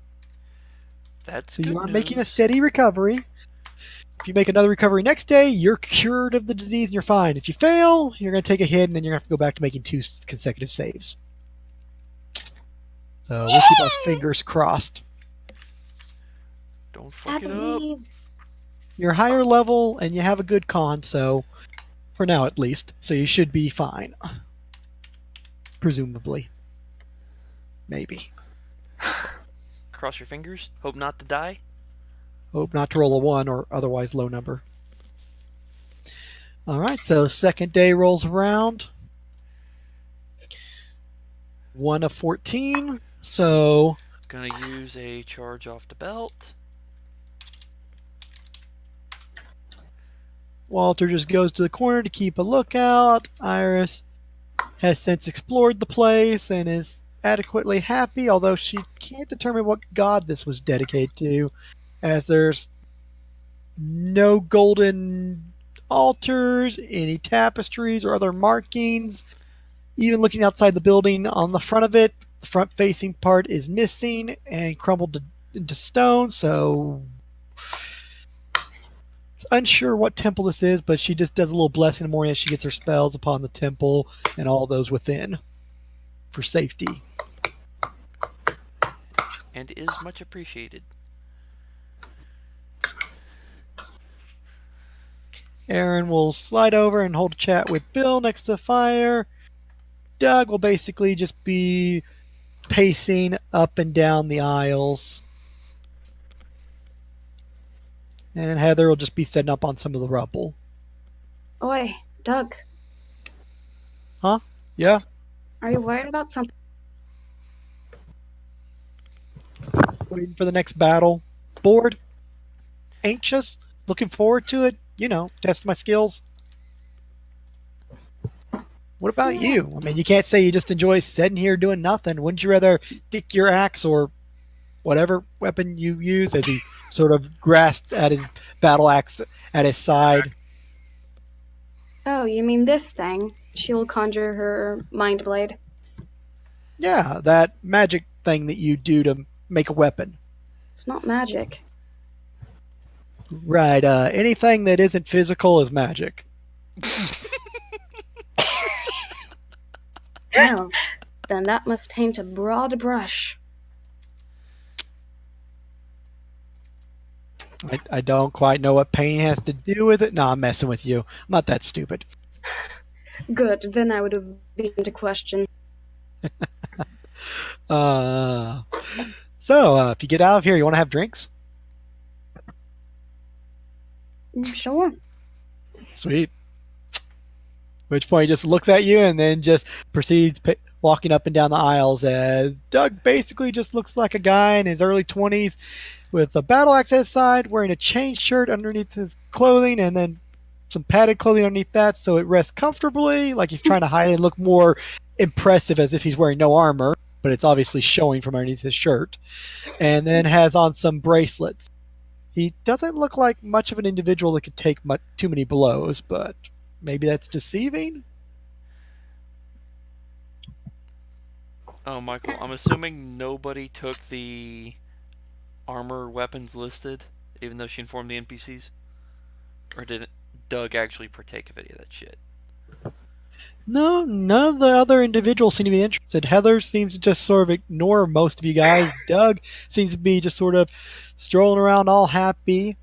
And Aaron just sort of just sits there alone, kind of quiet. A little bizarre. Michael, Oh well. Seven's going to go around the temple searching for like a twig or a ball in wants to case play that this fetch. was a like temple of some awkward cult that worshipped animals, specifically dogs, because he's bored out of his mind and wants to play ball. Aw. Hey, do you want to chase the Mind Blade? I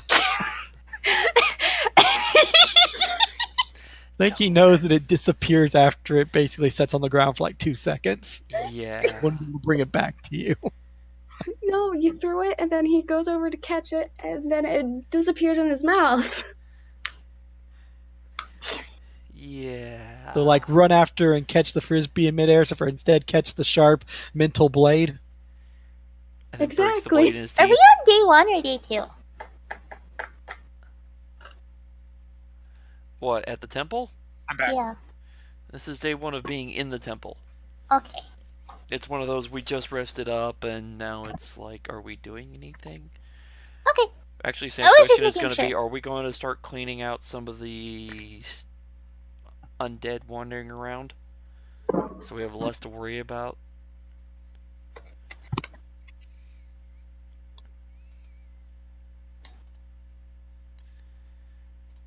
It's about a mile away to the cemetery. There was quite a few undead there later in the afternoon. As for how it looks in the morning, unsure. It's going to be another day before the supposed drop off of supplies for Umbral Hood come up to sustain you guys. Oh, so we're staying here another day, okay. We're staying Michael, here for a while. Seven's going to waddle 2 out weeks. and do another aerial search of the surrounding area. George is just pretty much held up in this room and just looking through the cracks. Chris just keeps standing next to the door, sort of like leaning up against it and looking around the corner occasionally, looking outside. Then we're going this way over here. Which point you'll go out. Chris will just sort of like stick his head out, look around the corner. Bye, Seven. Be sure to come back to your owners. Oh my god! Did he yell that? No, you just like sticking your head out the door and just saying it as the dog Okay. walks away. I was just wondering if Sam would have heard that from where she's at. Could roll us a check. I'm sure not everybody's very loud. It's kind of quiet in here. But it's probably not too hard to hear someone talking across a quiet, empty room. Also, her listening abilities. Oh, she may Yeah, actually you have heard catch wind of that as you turn. Chris basically steps back in. it. I'm more worried about what he'll bring back. You'll step out, and then you will take off flying, I imagine, over to the cemetery a mile away. Yes. You'll get over there. It is a quite large cemetery, especially in the daytime, even with the cloud cover. And looking at it, you kind of hoped undead preferred to stay less active during the day and that there'd be more of them at night and that their numbers would maybe have gone down, but it looks like their numbers have doubled overnight. Oh, okay. Cemetery covers quite a large area. If you had to compare it to the temple structure, it's probably about 6 times larger than the temple for the size of the cemetery. And there was maybe about 30 or 40 undead. There's probably close to 100 now walking about. Okay, from on top of the cemetery, can I see anything of the surrounding area that I couldn't have seen from the temple? It has gates and fencing, most of which have kind of collapsed or rusted over. There's mausoleums and other structures which lead into some buildings there around around the cemetery itself. It's mostly just dead, rotted areas, much more debris. About 70 feet away to the east of it, pretty much heading more toward like the coastline area, down where you guys are, and a little bit toward the temple. There seems to be a pile of rubble and debris. Looks like it was possibly a ballista, which has basically just fallen into rubble. As you can make out a wheel and what looks like a large bolt. The rest is just piles of wood and rubble. Getting a better look at it, it looks like it was taken out by a large boulder, so possibly a catapult crushed the ballista with a rock. Counter battery fire. Okay. At this point, Seven would just return to the temple. The undead seem to not even pay you any mind or care, not even looking at you or nothing. Looking at the undead in there, some of them look like zombies, others look like skeletal creatures, some are even animal-like, looking like some kind of dog or wolf patrolling the cemetery. Some are a little bit more active, others just seem to mindlessly wander. Some of them seem to be active to where they'll even like take off like in a small sprint for a moment and then stop, look around, and then go walking back to where they were. So you got all different kinds acting in peculiar ways, showing signs of faint intelligence or vicious nature, somewhat hostility, but seem to ignore you. Okay. Thank the heavens.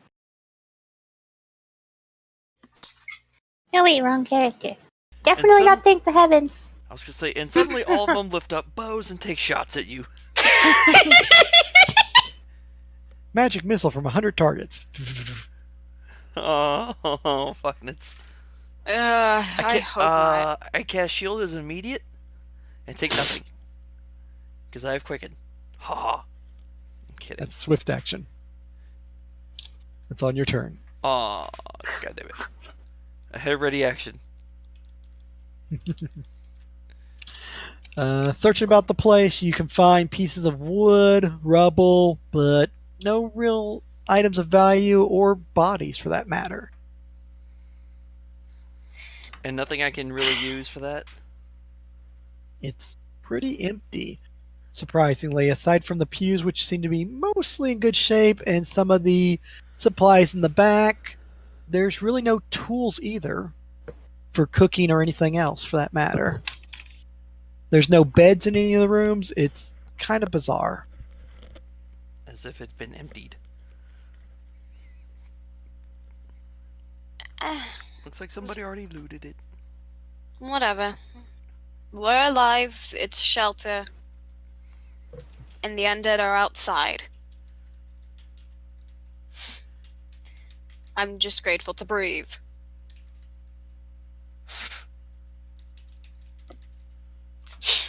And more pacing by Doug? Yeah, he just keeps going back and forth. Iris will pretty much come walking over to Sam, asking how things are going, if everything's all right. She's kind of concerned with you patrolling the place and the spider following you around. Oi! I tell Iris that I'm doing alright. Seven still seems to be sick. Maybe something he ate or messed with, not sure. Looking at little buddy, he seems to be okay. I'm just trying to figure out what we're going to do with the ridiculous amount of undead at the cemetery. Burn it? Set it on fire? With what? I don't know. We can find something. These chairs could work. Yeah. That's not gonna work. Worth a shot. Hmm. Now, if we had a catapult that could just lob whole bunches of alchemist fire? Ooh. You can build that, right? No. Ah. Can you? No. I'm sure with basic physics we could try. Yeah, we don't have enough alchemist fire for that. True. Also true. Any ideas, Iris?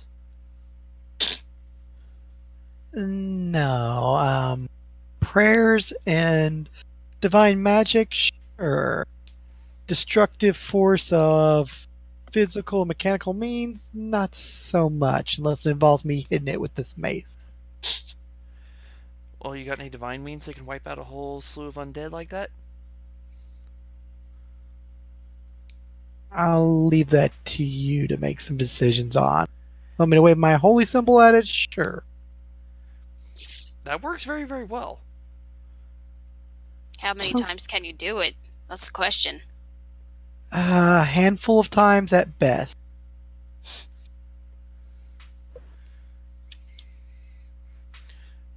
Yeah, but if you take out a whole bunch of little ones, that's a whole bunch of them gone.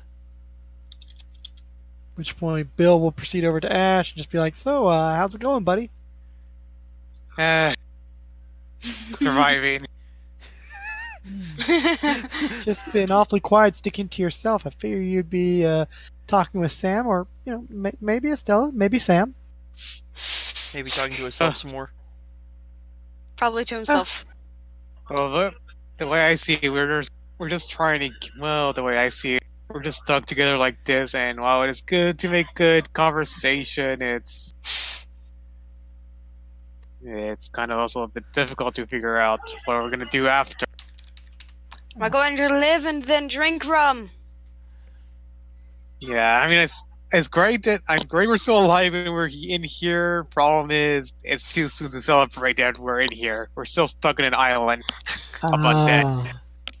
True. No reason to sugarcoat it or calm before the storm kind of thing, or just rather be doing something than waiting for something to happen. Gotcha. Not Makes sense. I keep getting these random headaches ever since that thing attacked me. Maybe Iris could help you out with that. I don't know. Yeah, good idea. Yeah, he goes up to Iris. I guess, yeah, I'll take your advice. He goes up to Iris and tells him about the other day when he was fighting that shadowy thing. It touched him. It looked like he got out to his head. He felt something snapped, and now he's been feeling like, not woozy, just feels strange in the head. A She'll sort of give little a nod. insane in the men brain. Well, I didn't get a good look at the creature, so I can't really say what it was or what it could do. But at the very least, I could do some prayers tonight, maybe set something else and give it a try and see if we can help you feel a little bit better. I hope so. Okay. Hey, little bit, how you doing? Iris, if you've got things that can fix like that, I would definitely recommend it, because I have a suspicion they're going to be needed. I can pray and give it a try, but I can't make any promises. Some of the afflictions undead can do are pretty powerful. Yeah. Yeah. Well, I think we've all been afflicted by one thing or another so far. Now the question is, what and how bad?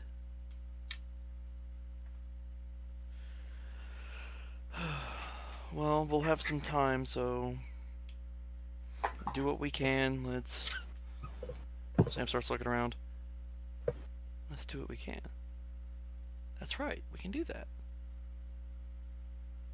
Meanwhile, Tom will just be sitting on the backside of the rubble and going through his bag and organizing things. Sam actually goes over to Doug. Doug. Teach me Hey, how to Doug. Dougie. Hey, teach me how to Dougie. Teach me how to Dougie. Sorry. Do.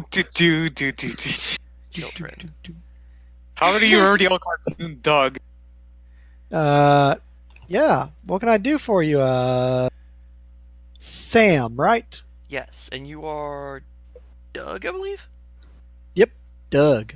Alright. You strong enough to be able to lift some of those big blocks over there? Starts pointing at some of the debris. Probably. I mean, are you stronger than him as she points over at Aaron?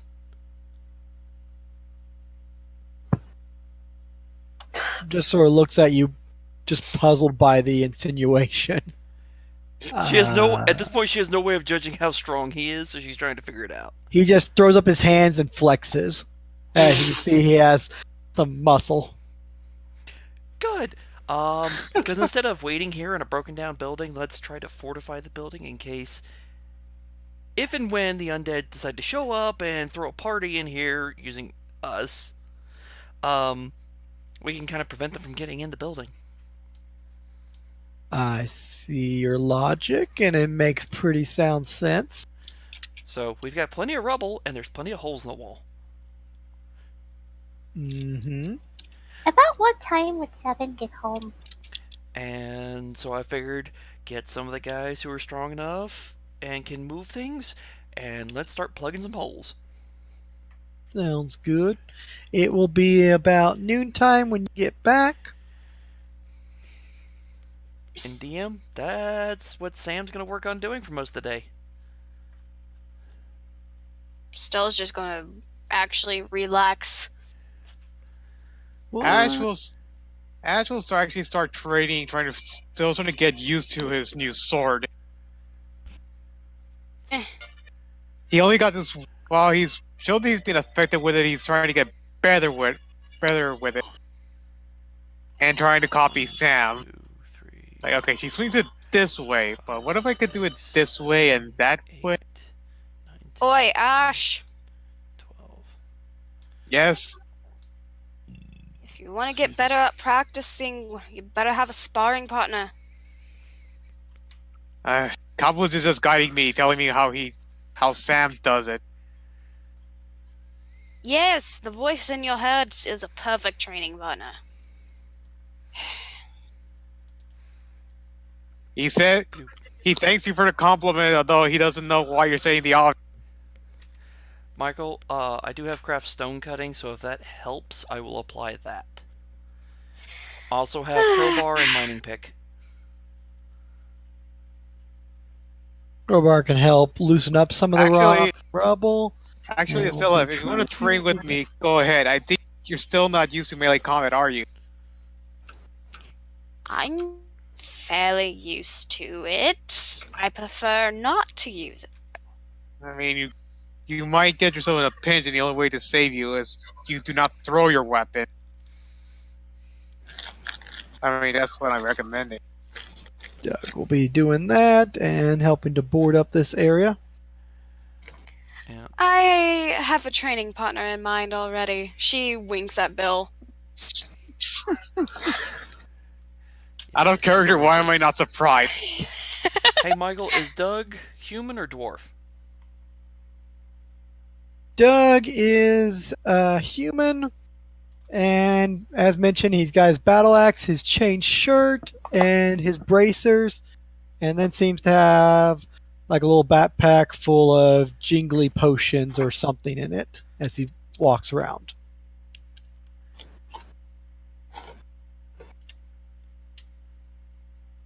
Actually, yeah, maybe. Unfortunately, Ash is not so wise. He's like, oh, yeah, you're right. And then he goes off to train with Bill so they could be both better. He's still not wise, unfortunately. His wisdom is low. Sorry, Estella. Bill just simply walks over to Estella. You said my name? You look interested in something. Can I help? Come on. Hey, Bill. Because she brought you up here because you're a good training partner, and I have seen you fight, but you could be better, so let's train together so we could become both better fighters, you know. Oh, okay, that sounds good. Estella is just standing there, jaw agape.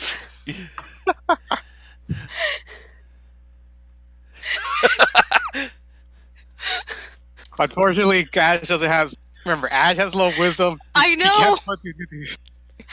I know he's dense right now. He is anime protagonist dense right now, which is pretty bad. She just lowers her hat and then exhales so sharply I'm pretty sure that some mind blades come out.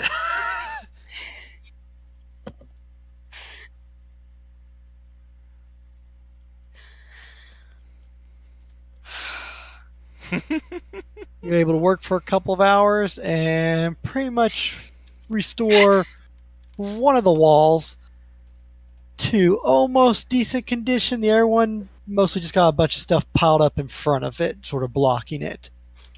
It's going to take a little bit more work to get it solid in place. I do hope Kabu says, "Man, you cocked blocked really hard, dude." That's some serious block. At which point, Bill and Ash will be able to go over to the corner and practice combat a little bit. And sort of test their skills without hurting one another. Michael, I have to check something. I might be forgetting something very, very obvious. Time will pass by. No one else is doing anything. Well, I've got to check something, and I have a question for the DM. Fixing the wall, does that fall under a craft check of some kind? It'd be more probably profession Aw. of like builder or construction. It's Okay. still a Because I can throw up Unseen Crafter. Since it's for use with a craft skill. If you were making brick and mortar to relay and build the place and you had the materials to do that, sure. But since you're not crafting bricks, Yeah. probably not. It wouldn't be able to do a profession. Okay. And then we're gonna be here for Again, a I'm few sorry, days. Estella. You just had to open up your. I had to Com- react. They said and here for 2 weeks, correct, Cock Michael? block. We'll be here for 2 weeks, potentially. Yep. Okay, I will hold off on this for now. So, little by little, probably in 2 days, you could probably get one of these walls in this room area probably fully restored. Or at least standing, not sure how many hits it could really take. It would have small gaps in it, but it's not like an undead's going to come walking through it. Yeah, and that's the main point. At this point, Estella will probably scout around, mostly in a huff. While people are practicing, keeping watch, Seven will have come back after the surprise of the cemetery and be able to walk about the grounds as Sam is with Doug. Bill and Ash are practicing. Little Buddy is just sitting near Stella. Iris is just over to the side, just buying her time, inventorying her supplies, how much holy water, and so forth. Aaron just seems to be sitting there bored and just muttering to himself. And Heather just keeps like staring daggers at Estella and the bug. Estella kind of looks at Heather. It's like, is something wrong, sweetheart? She'll just sort of turn her eyes away and just sort of pull out a dagger and play with it. Oh, I see. Out of It's character, the I knife totally called it. issues. Oh. Seven would have done his little ritual of getting everything into place. So nothing's out of the ordinary, and then he's actually going to pop his head in through this rubble instead of the front door.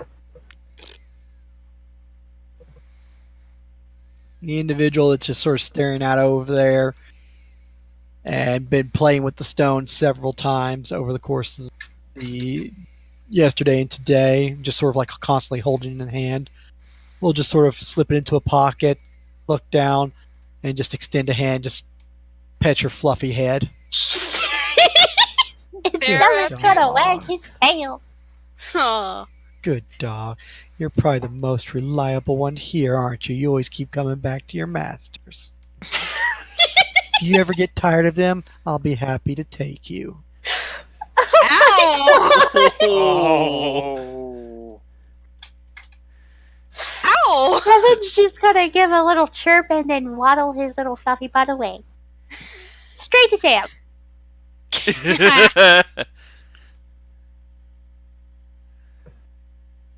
Oi, Sam! Hmm. You know how I scouted the cemetery last night? Yeah. There was around 30 of them. I decided to peek my head inside the cemetery again. There's about 100. Sam just stops. Wait. How many? 100. They've over doubled in the night.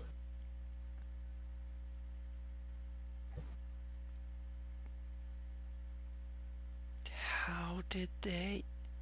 I don't know. I searched the surrounding area. It didn't seem like there was much that they could have come from. Okay.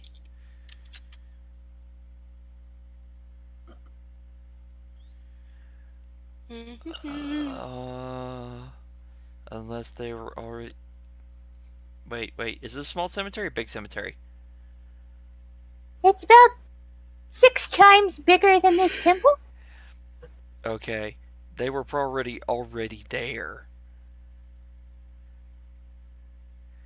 Think of how big that cemetery is. Think of how many bodies would be in it. That may be true. But my biggest concern is the fact that they could be gathering their numbers, and if they do know they're here, we're going to get encapsulated upon. Why do you think I'm fixing the walls? Fair enough. Alright, help us fix these walls. As Doug just lays down their brick. Yep, doing good. And are you actually talking to that dog? And is the dog talking back? You know what? I'm just gonna pick up another brick. Smart man. Yep, magic. It's all magic. You're actually correct. It is magic. See, what I tell you, that girl with the knife totally doesn't have a clue.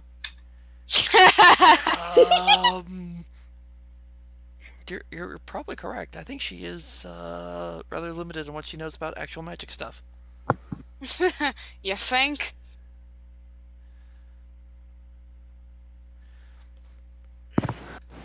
And at that point, Seven would start helping build the wall.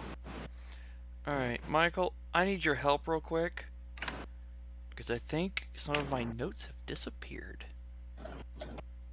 No. Yeah, that's what I'm worried about.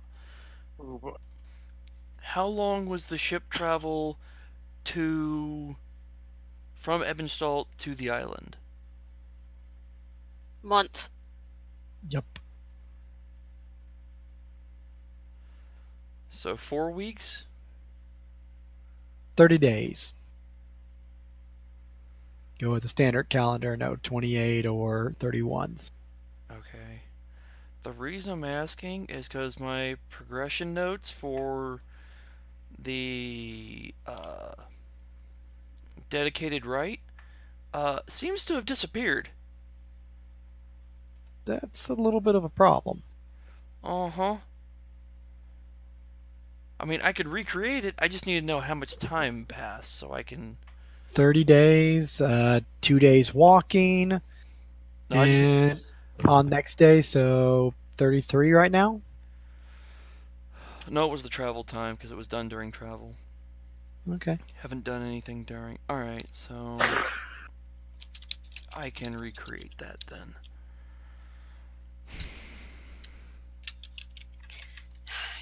Can't believe I got fucking curbed.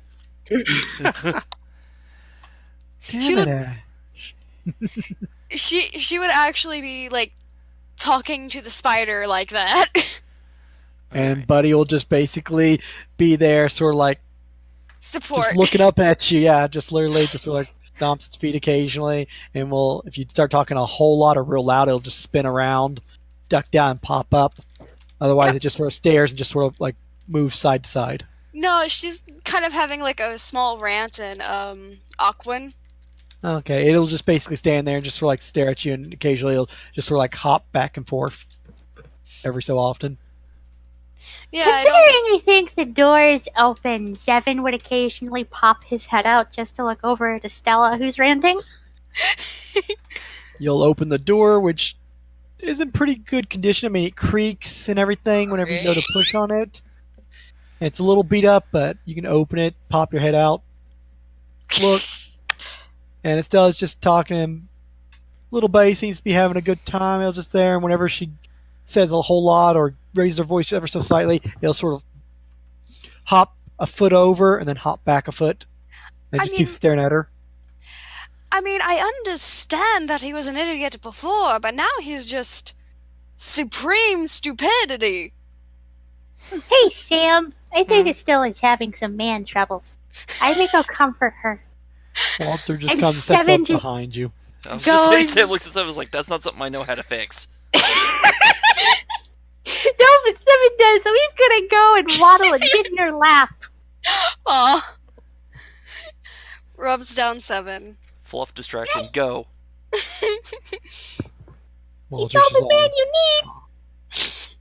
need. are you sure you're okay in the head, Estella? As Oh. Walter's just looking. Oh my god. She's The answer to just... that question is no. He just takes a seat in the pew behind you as you're staying there and just checking his bowstring and looking at his arrows. Oh, yeah, no, just the occasional being curved. Does it have to do with the spider? Because I can, as he pulls on the string a little bit. It's not the spider, Walter. It's not the spider. Uh,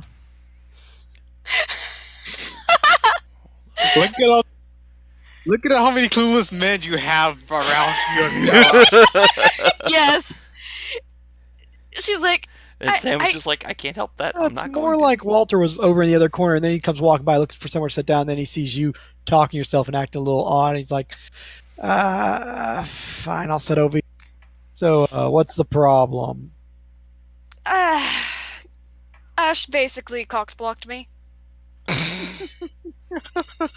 So you want me to shoot Ash then? No.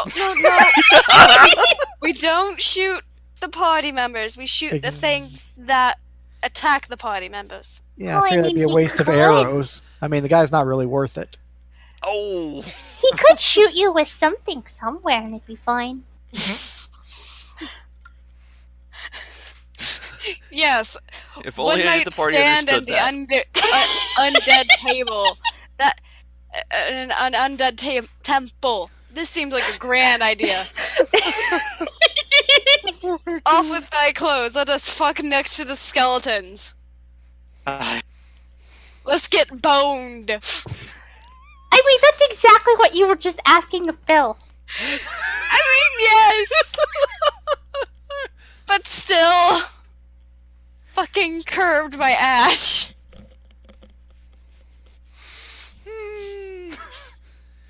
Well, just like, as you're just ranting since that last half have been out of character because Seven can't talk to you. Well, they'll just be like, and you're just sitting there, well, if I can't shoot your problems away, I'm just going to go sit over here away from The you. problems. Yeah. Wise He just decision. gets up and moves. Heather will just look with a smile at Walter, look back over at Stella, and just get a bigger smile, and then pull out a second dagger and just be playing with the two of them. Again, Heather. I can do the exact same thing. Oh. You can dual wield? I didn't know you were trained in a bra. No, I can't dual wield. It would be cool to dual wield some mind blades, though. That would be fun. You can. You can. It's a class thing. You just take the penalties as appropriate. I mean, When you learned how to make your better mind blade at 5th level, you could turn it into a long sword, a bastard sword, or you can break it into 2 smaller blades. You just take the penalties for dual wield. If you take the feats, you're good. Which the penalties I think are like a -4, or a -6, -6. I don't Well, it'd be 2 short swords, so those are light weapons.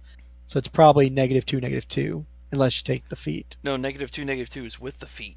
Well then, yeah, -4 then, I guess. Yeah, it's either a 4 or a 6, I don't remember. Probably 4. So yeah. Oh well. Something if you ever want to explore the option. The only time I seriously do dual wielding anymore is 5th edition.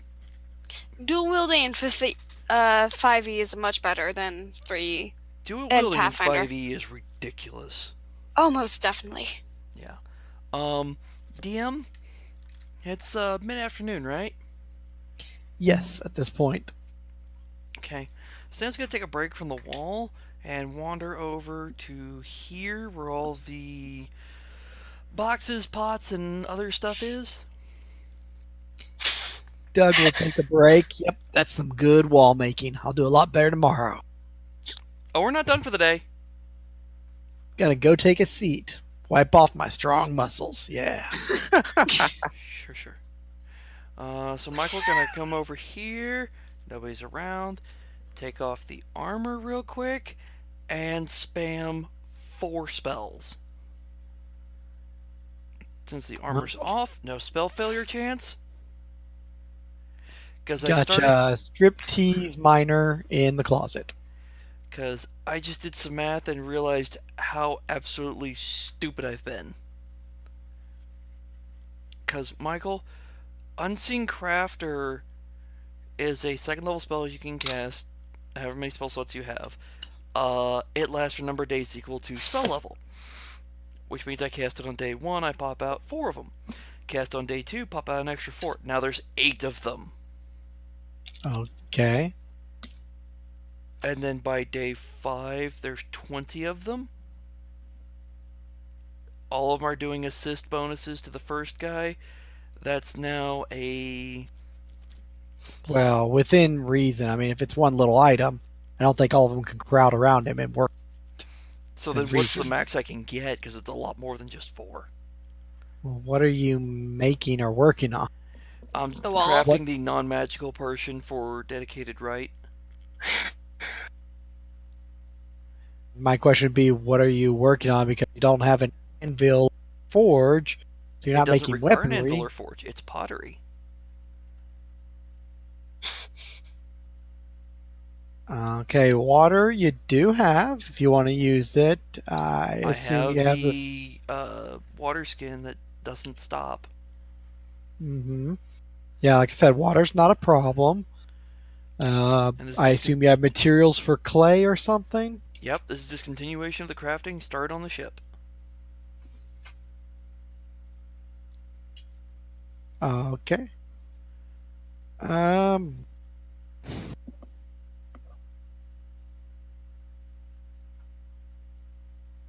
So you're going to try to speed up the process by adding more to it?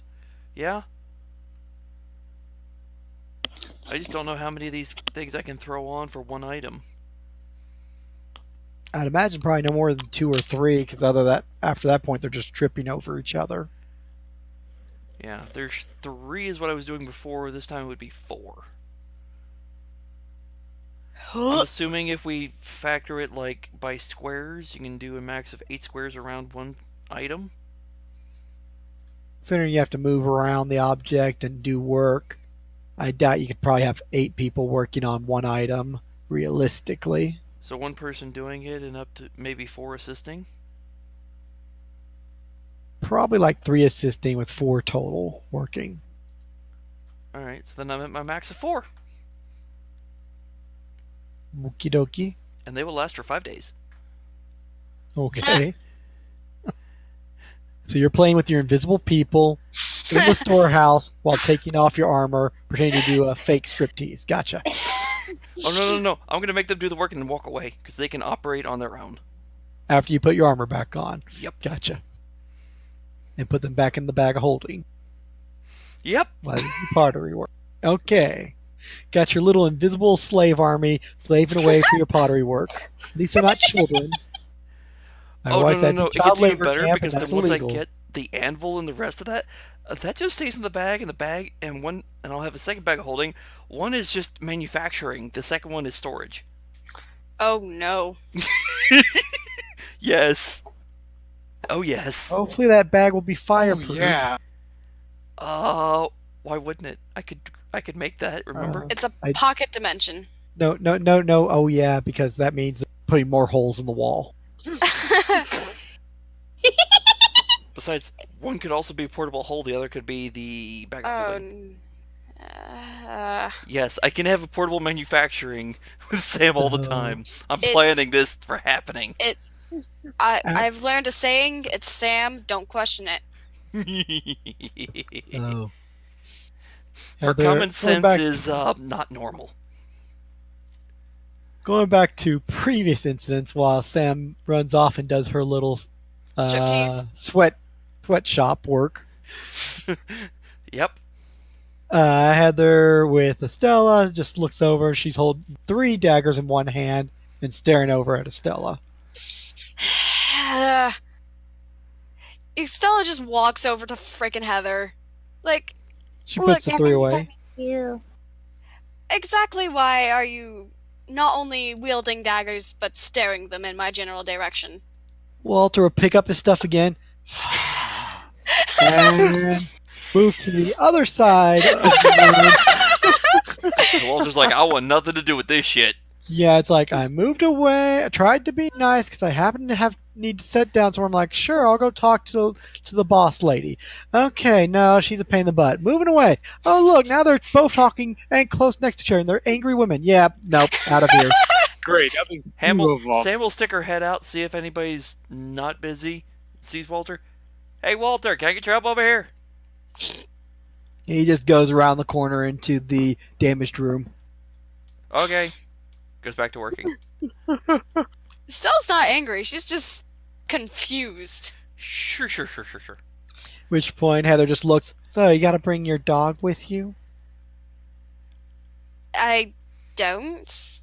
And again, it's owned by me and Sam. So you get it for a day, then she gets it for a day? How's that work? And also, I mean, how does that work? Because she doesn't seem quite all there. Are you upset because you got rejected by a group of some sort? What? Never mind. No, sweetie, I've got the highest level of respect for you and what you do with this lot. Really? If anything, your competition, a decent challenge, a rival, or some other thing if you want to play yourself up as anything. I respect your skills. What I've heard of them, haven't really had a chance to see them. Why do you think I ignore everybody else? And I give you crap. Only. Well, I would also like to apologize for Ash. He's very dense. Which one's that again? I don't really bother learning their names. He was the human that you were flirting with the gem in his palm. Oh. On his wrist, not palm. That's simpleton. Wrist. Yes, that's... I thought that you had a thing for him, but apparently you got one for the rather large spear wielder. I guess you like it big.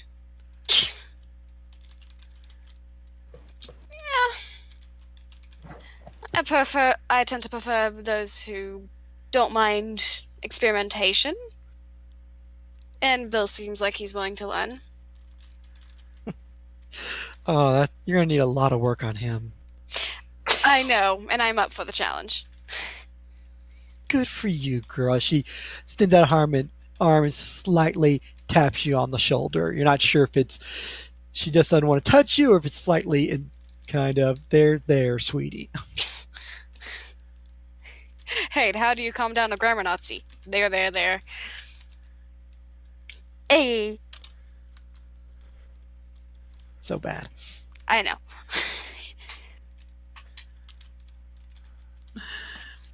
So, anything else I can do for you? No, I just wanted to understand why you were staring me down. More than anything. I mean, I didn't know you had a thing for women. I'm flattered. Huh? Sure. I mean, as you said, like to experiment. I'm up for a challenge. Good to know. Although if you disappoint, I may have to stab you. I guess it really depends on what's your tastes. Is the dog just gonna keep standing there and staring at me? It likes to watch. Please tell me Sam comes out and says that. That's too funny. Nope. Too far away, unfortunately, to Damn be it. able to participate. That would be hilarious if, like, Sam just comes out, sticks its head out, and just says that. Be too funny. Nope. I'm back. If I did, you'd probably be wondering how I knew what y'all were talking about. Sorry, I'm not big on animals. Can go shoo. It's alright, Seven's just going to sit on his rubble. Is he like a dragon in disguise? Probably, maybe, Eventually? yes, eventually. I'll find a way.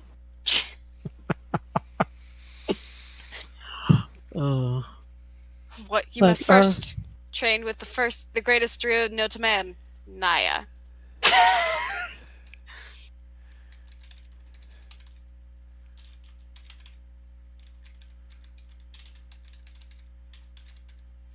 Well, are we done here? You seem to be attracting a pest. as the spider comes walking up behind you. She kind of is like, ouch. His name is Little Buddy. He's not a bad creature. He's Useful. He's useful. He carries our supplies, and he does not eat people. He actually doesn't eat at all. How does that work again? And how would you know that? Magic, and Sam has studied it and mentioned it. Not to mention we had this note. The bug came with a note. Yes, From from the show. From the shore. It was one of the wrecked ships.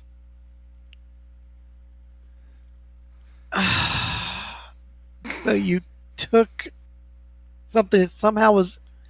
I don't know. It's magic, fate, whatever you want to believe. Well, sweetie, as she stands up and just puts a hand on your shoulder, and then sort of puts it on your cheek. I'm not sure if you have a lot going on up there, but at least you have a decent body and a good arm. And just turns and walks away.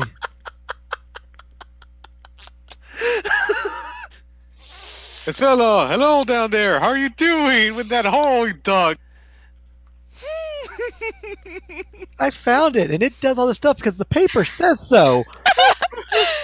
And Sam, who's totally reliable and likes building walls and wandering off, and seems a little ditzy, totally confirmed that this note's legit. You know, okay. So her eyes are. Heather's conclusion after you spoke. You know, Estella's eyes are at the. Don't blame her. Are black abysses right now. But Heather's already turned around and walked away, so she. I know. She's glaring daggers. Meanwhile, and Seven's probably laughing. Robert is laughing. But he's just there stomping his two front legs, looking at you.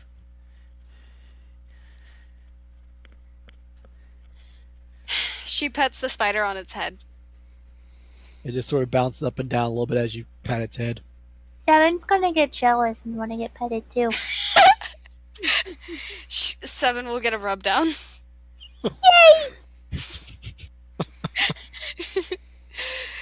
Wait. Do you do the dog thing where, like, if I'm petting a smaller dog, you rear end it and try to get in its hands? Like, get into the owner's hands? Yeah.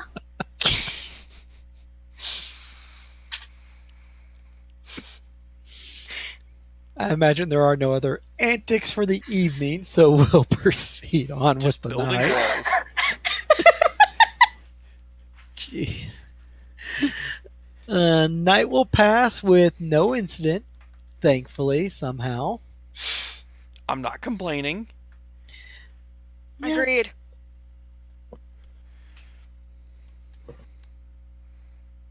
Huzzah, max health. So you guys will recover another point of ability damage, should it be needed. I don't think I took any con damage. Did I take con damage? No, I didn't take any con damage. Did I? I don't know. You're supposed to make notes of it on your character sheet. It's your character sheet. No, I did not. I'm just waiting for this to happen in the middle of the night. Rando Zombos. Oh, let's not think about the Lich Army, please. And thank you. And we just turn the 7 loose on them, and they all run scared because they have a extreme phobia of furry.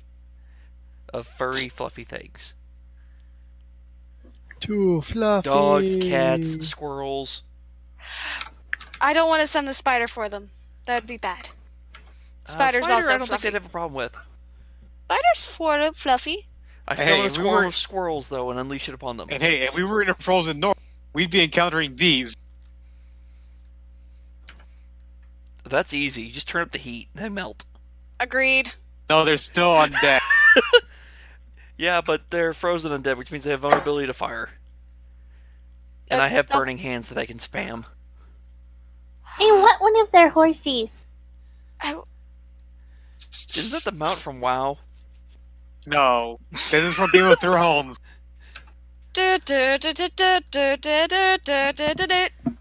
Okay, and morning will come around for the second day as spells are set and done.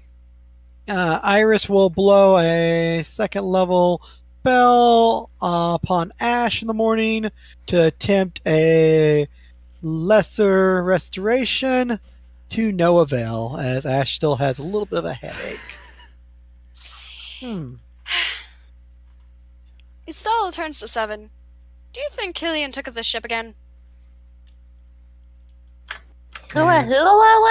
Fortitude save is successful for second day, so you are disease free until you do something else silly. Yay! Better doggo. Probably need a daily counter for how many days Seven has not been disease ridden. Yeah. I'll Session start counter? one now. Day 1.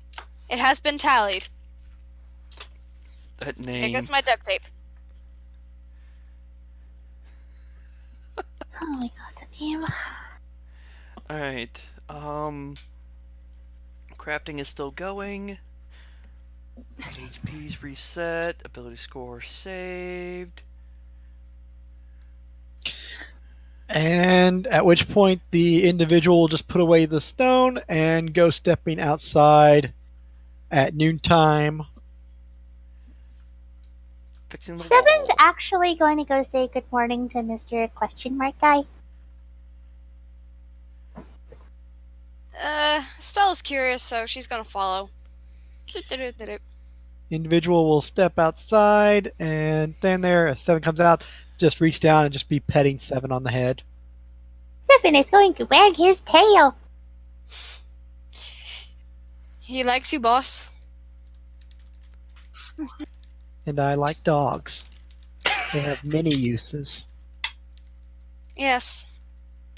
Many people underestimate them.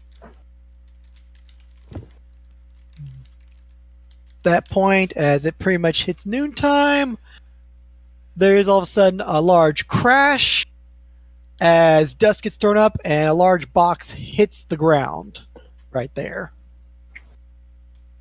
Special delivery. At which point the individual will stop petting and proceed up to the box. What's in the box? What's in the box? Fat loot. Yay! Property. Heard a crash. Didn't hear any screaming. So still fixing the wall, Michael, for Sam. At which point individual will go over to the small wooden box which is intact but left a sizable crater and roll it over and then pop the lid on it with a knife. At which point Chris will poke his head around the corner, come out. Ah, supplies are here.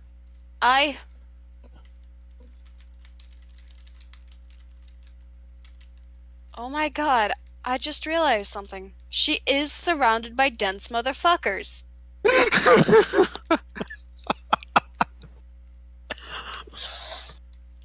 7 is the only one that's not a complete idiot. Rude. So is Sam. I was But gonna he's say, Sam a is different technically type of smarter than idiot. everybody else in the party. Yes. It's funny But- because people now have less wisdom than she does. Oi! Hey, she had an 8. That's hard to get less than her. True. Yeah. At the rate 7's going, might as well turn into a complete dog. Yeah. If he ever gets a hold of a wish, he just wants to become a magical beast dog. Wolf, wolf, motherfucker. At which point the individual will look at the crate and Chris will come walking up. So what'd we get, boss? And he looks over at Stella and just looks back. Yeah? Just looks down at the crate, just points at it, and then starts walking off and starts heading backside, says everyone inside. Is it empty? Chris just turns, walks in, just shrugs. Which point the crate comes lifting off the ground and starts moving in, and then gets set down next to the individual. Oh fuck! She just sort of gives a nod, and it's like, everyone. Alter comes, pokes his head out. Heather comes over, pops seat, lean over the pew. Little buddy just comes crawling over beside you. Yay! Aaron just sits by the fire, doesn't give a crap. Iris will come walking over a little bit. Bill will stop fighting and come walking over somewhat. Ash goes over to check out what it is. Estella's eyes are black as she's glaring at Bill. I mean, not Bill, but Ash. George will just squeeze through the crack of the wall and come walking over some. And Din's enemy protagonist. What did I do? More daggers. He looks over at Bill like, did I do something wrong? Bill just looks at you, just sort of puzzled. Just that blank look of like, what are you looking at me for? What is it? Inside the small crate, you'll notice that there is a bunch of vials, a few feathers, and some more vials, like large syringes, and then like specially prepared trail rations. The crate itself is about the size of a small treasure chest and contains about 100 different items worth of total. There's probably, looking them over, 3 different syringes, small weird metal container, a couple of feathers, some javelins, some small little cubes in a sack, 40 trail rations of unique nature, and then about 10 potions and a little like jar. 15. Chris just looks over and then like rolls his eye. George looking up, just like, is it bad? Is it bad? It's kind of disappointing in size.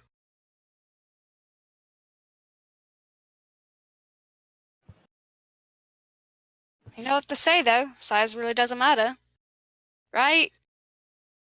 George basically will proceed up past Chris. Let me see. Oh dear God, we're dead, aren't we? Most likely. Crap. I take it it's not a lot. No, we're just standing around this very tiny box because we want to. They gave us general supplies, didn't they, again? Chris like, yep. Tasteless, horrible, stomach-filling rations and needles to stab ourselves with to ensure that we don't die so we can complete our mission. Wonderful. Wait, what's in the needles? Yeah. We got fallback supplies. So they're expecting us to die out here or something? I'll let Chris tell you. George just walks off and squeezes back to the crack and goes to our room. Yeah, the supplies they gave us are standard for bunkering down situations. So expect that 2 weeks to take longer.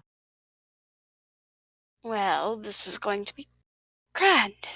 They either expect us to die eating the trail rations they gave us or to possibly die against hordes of monsters, which is why they gave us stuff to prolong our suffering. Well, Michael, at that point, Seven is going to slip out while everybody is concerned and do his daily routine of the graveyard. Graveyard Boss recon. looks like it's not that bad. Most of those are healing items. Some of them are combat items and probably for our upcoming job. And the needles reduce your pain. Chris like, yeah, so you bleed out slower while you continue to suffer from pain. I know how it works, sir. That They means you expect must us have. to see heavy combat for a long period of time.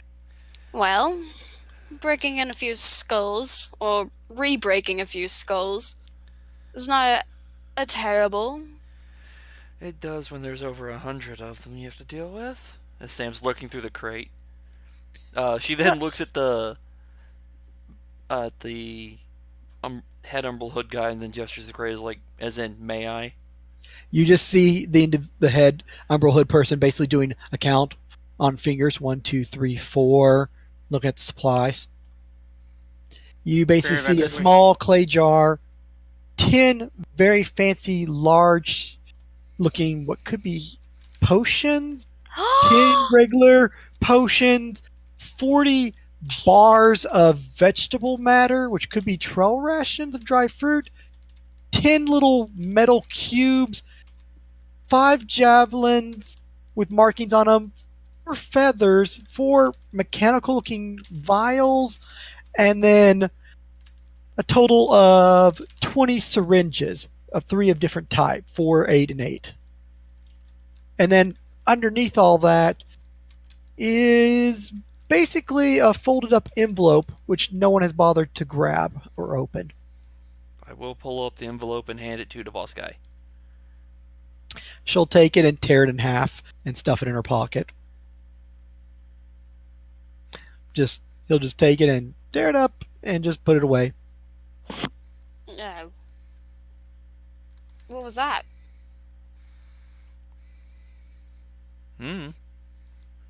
Chris is just like, yeah. You already knew this was coming, didn't you? Of course. It's on the stone, isn't it? Yes.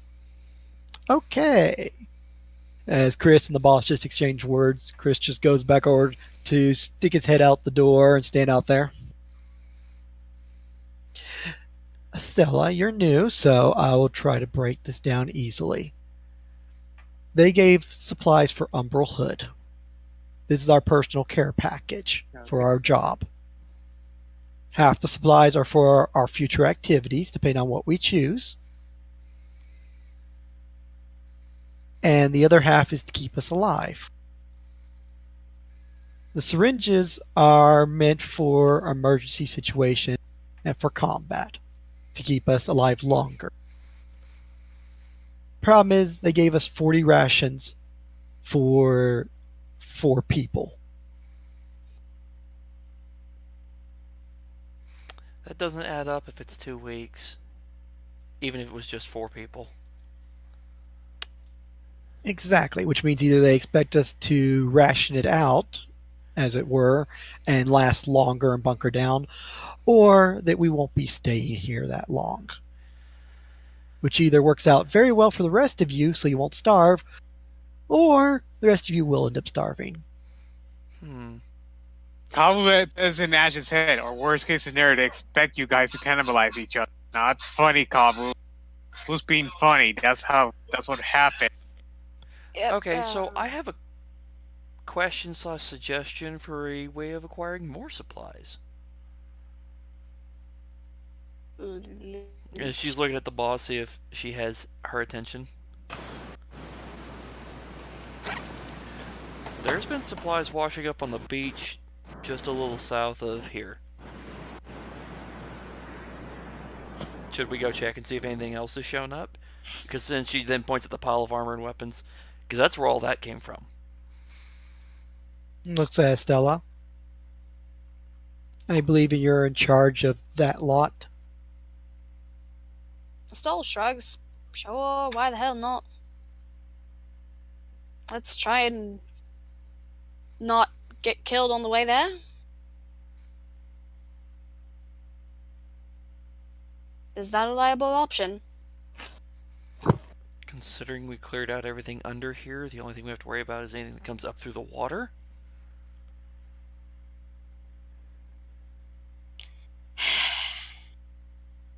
Never mind. Or, we go through the open area, which I don't recommend. She's just rubbing her temple. Right. I forgot you don't understand sarcasm. The boss will just put a hand on your shoulder, surprisingly. Just say, don't worry, this is actually pretty standard. The other two are just overreacting. They must have been drama majors. It's because they're concerned that 1 out of 4 won't come back. The strong, if they've survived 2 years, I know that they will survive 2 more. Oh, you have hope. You'll get over that soon. He Rude. just takes a hand off your shoulder and steps away, looking outside. Chris will come back in. Crap. Chris, What's the matter? Are they coming this way? What? Well, you're muttering crap. Does that mean there's enemy forces in this 7 will be returning at this point, and probably turning back to doggo form and coming inside under a hurried pace, considering what saw outside. Just means we won't have the bracers. Chris, what's going on? It's the other side of the coin. Oh, the unalive side, right?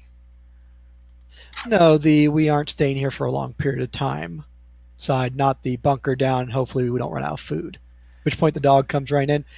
As Chris is explaining to you guys of what he said, 7 is explaining to Sam that with a nice aerial view, saw 3 catapults and a small battalion of undead armored soldiers marching in a direction leading from further inland. And basically, if they stay on their course, they're either going to come by the temple or through the temple. If they're going by the temple, that means they're headed for shore, which means the supplies and people head this way are going to be attacked and decimated. If they're coming to the temple, this temple is going to be a pile of rubble. So it basically breaks down to, Chris explains, we have 2 choices, which the boss probably got a heads up on. Is either A, lay low and let them pass, or B, delay them so the people at the beach can get away. In which case, we're a distraction. We have about 4 days till they get here. Yeah, maybe less, considering they don't sleep. Probably 2 at the 2 at the least. Probably maybe 2, yeah. Well, and the worst part is he's known about this probably the whole time on that blasted stone. Which just means what message he's been sending, which means he's already made a decision whether we hide or fight. well, Which means personally, he's communicating with somebody on the beach? Most likely. Which means they already know this battalion's inbound. Exactly. And that's why we got the supplies we did. Huh. well, Considering the supplies are meant to give us about 10 days, we're probably supposed to hold them off for 10 days. Or slow them down. So how are we supposed to... Actually, I kind of know the answer to that one. I know of several ways we can slow them down. bombs? Bombs. Bombs? Small bombs. Oh, Only bomb. Which point everybody else has pretty much gathered up. It's like, so... Hey, Chris, which direction are they coming from? south. They're coming from, just to ping the map, up here. And then sort of like the ping, we're here. So kind of So, like... that way? Doop. And of course, your camp would be right here, and the beach would be that way. So if they go straight line, they'll go right to there. If they come down, they're going to slam you guys. So where's the minefield at? Over there? Just right there. It's kind of along their path. 7's going to say to Sam, is there any way we can't create a minefield like what Here? we ran into? I don't have the gear to make that. Make what? A minefield? Around the temple? Well, that'd be one thing, yeah. Set up a big minefield. There's one down the way. We know where it is. Problem is, I don't know how to extract any of that, much less have the materials to be able to make that stuff. Hmm. Precision raids, that we can pull off. We can fuck up their catapults and render those very limited in operation or inoperable. How would we manage that? They're likely to sense us since we're kind of having a pulse. You probably wouldn't be able to. Well, you could, but sorry, Oh. Estella, I don't think this is a job for you or for some of the others. This would probably take only a handful of us to be able to pull this one off right. At which point, all the hired help, NPCs and stuff, are basically chit-chatting amongst themselves and asking, so what's going on? I don't know. What's with the little box? I think they're talking about that we're going to be attacked. What? How large? Something said a lot of numbers. I heard 100, maybe 200, no, 50. What the hell's going on? All right, everyone, calm down. Hey, Estella, how many acid flasks you got? I got a fair amount. Because we're going to need acid and fire. All right, I'll hand you the majority I got, and that will be going to equipment. Please stop. I hand over all the flasks that I'm currently carrying, and I know we stored a couple on the spider. Alright. We stored a lot on the spider. The spider has 55 arrows, and that's it. That's all that was ever mentioned to be put on him. Yeah, the acid y'all kept for the most part. Well, I have 2 alchemist fires and 5 acid flasks, but that's because I also yeeted a lot of them. A couple of health potions. Don't know if you're going to need that. And some hide from undead. No. Would that do you any good? No. I need acid and fire, and as much of it. Can you make those? Not with what we have here. Hey, Chris. Yes, help. Any of that explosives, as she points at the box? No. Don't think they would have airdropped us explosives. Unfortunately, I've already seen it done once. That's why I'm asking if there's any in there. You saw it done before. Yeah, that one crate that we found, yeah, that had alchemist fires in it, and it didn't blow up. True. Chris looks down. Magical healing. Very powerful magical healing / curative. Standard potions. 40 tasteless bars of food, which might kill you. Alchemical cubes. Those are probably magical javelins. Tokens are probably messenger birds. I'm not sure what the heck the metal vials are. And then, of course, we got our 3 array of spikes. Alright. Then if you don't mind, I'll figure out what some of those are specifically and be able to tell you. Unless you don't want to know the exact details of some of what you got. Boss will just step forward. You have exactly as follows what was requested. Kelvin's ointment, which can cure diseases and other ailments. 10 uses worth of healing salve.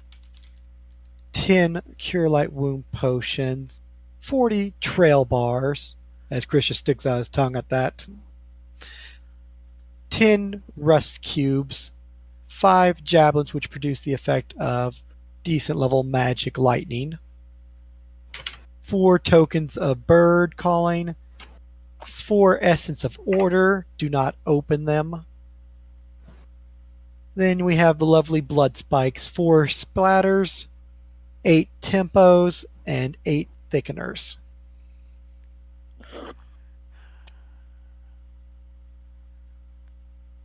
Lightning javelins, maybe. Rescues.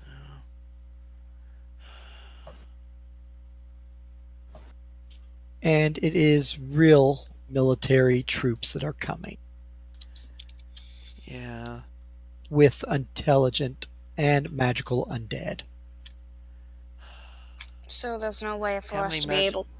Are we talking the magical undead with the magic missiles that are highly annoying? Or the Among higher other one? things. Okay. Boss. Yes, little wisp. Well, that's a new one. What did the stone say? Are we hiding or are we letting them pass? I meant, or fighting them. Oh, we're fighting. It was demanded. Oh, Okay. We are to allow them to come as close as possible to this structure and either draw their attention off while defending this location, or if they are to move away from us, we are to meet them out on open combat field and deal with them and either hold them off or drive them off or drag them off. In other all words, die fighting, defeat them, or make a sound retreat, pulling them away from the temple and the beach. All of them just looks, all are acceptable strategies. I'm failing to hear the one I was thinking about, which is a preemptive strike.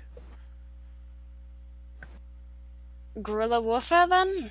I'm wondering if they weren't expecting us to be able to strike first and then get away from them and just keep hitting them. If they're moving as a actual military unit, they're not just going to randomly, willy-nilly splinter off for us to piece off. But on the other hand, if they follow military tactics, we can use that. Horde is harder to deal with in some cases than an actual unit. Honestly, I'd rather deal with a unit. But the majority of my experience is actually with scaling and minor Honestly, cases. for undead, I'd rather deal with a horde than a military unit. But there's a few things we can do that can slow things down. Especially if we get rid of those catapults first. Well, who's going to be the ones that does it? You got ways of avoiding undead detection? I have a few potions, but they would only last for 10 minutes at max. Yeah. Is that all we'll need? Chris is like, yeah, depending on how far out you're running, you'd find yourself in open field on your way back and be torn to shreds. Yeah, because if they're magic, they've got long range. Especially since I know how far magic missile goes. I can It would be imagine. a suicide mission. Well, good luck to you, little one. I'm not stupid enough to run into an open field. At which point the boss just turns, looks toward the opening. They're shifting this way. We have 2 days, and then they'll be hitting our location. Or coming close enough that they'll notice us. If they don't already know we're here. Most likely. Looks like we're gonna need a fucking miracle, aren't we? I'll need to speak with my group aside while we plan, and we'll need to break up accordingly and plan for the assault. We have limited supplies, we'll need to use them appropriately. Okay. Iris, And so, Aaron. well, we shouldn't lose more than 2 or 3 people. At which point, Bill's just like, what? Heather's like, oh. Iris like, no, we're not gonna lose. Walter sort of gives a nod. That's acceptable. Iris, I'd rather we Bill, don't lose can I anyone. borrow you two? I got a few ideas I might need your help with. I swear to God, Sam, if you get Bill killed. Oh, She would say that last part in Aquin. okay, I was gonna say... She said Iris and Aaron. Oh. Seven's just going to go over next to Estella and rub against her leg. Alum will just look over at the individual and sort of raise voice. Is this in the best interest? The individual will just ignore Alum and turn to the group. John, Chris, Seven, Estella. If I could speak to you in the next room.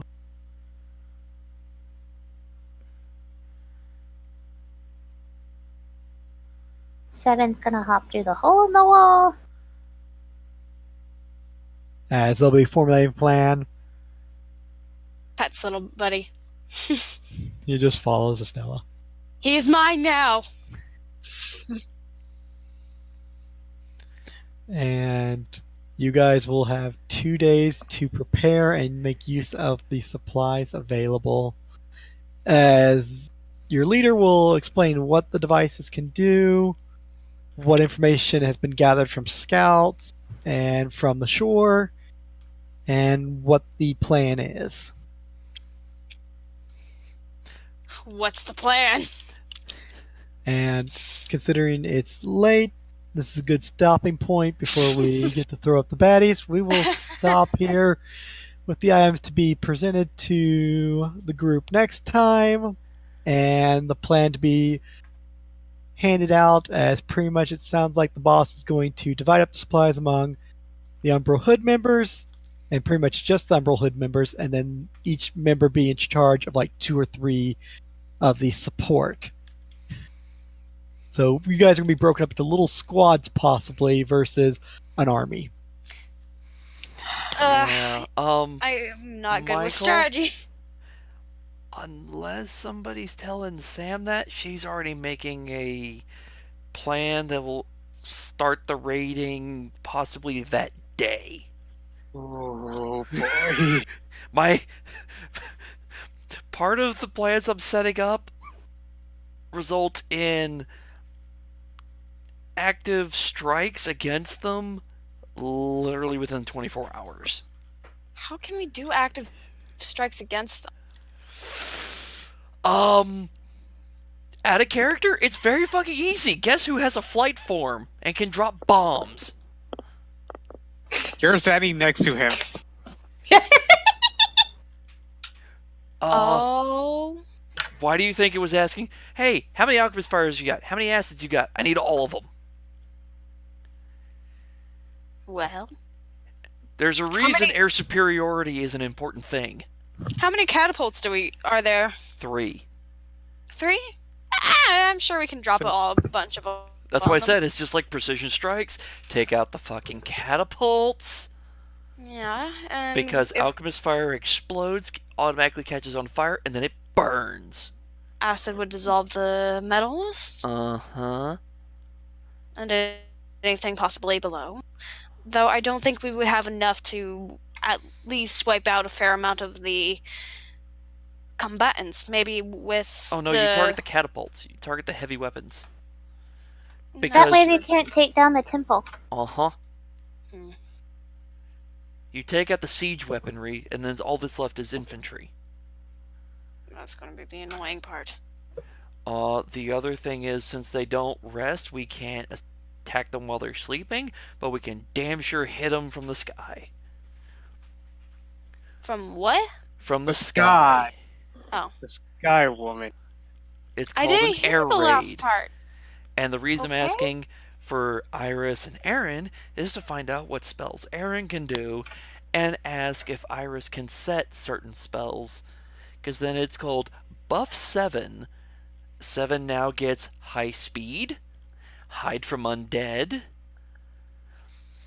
and maybe if we get 7 some other gear, like, I don't know, my Eternal Wand of Magic Missile can do strafing runs. Could they even do that? Cast a wand? 7 probably could, yes. Thought they didn't have enough wisdom for that. It's not wisdom. Magic Missile's arcane.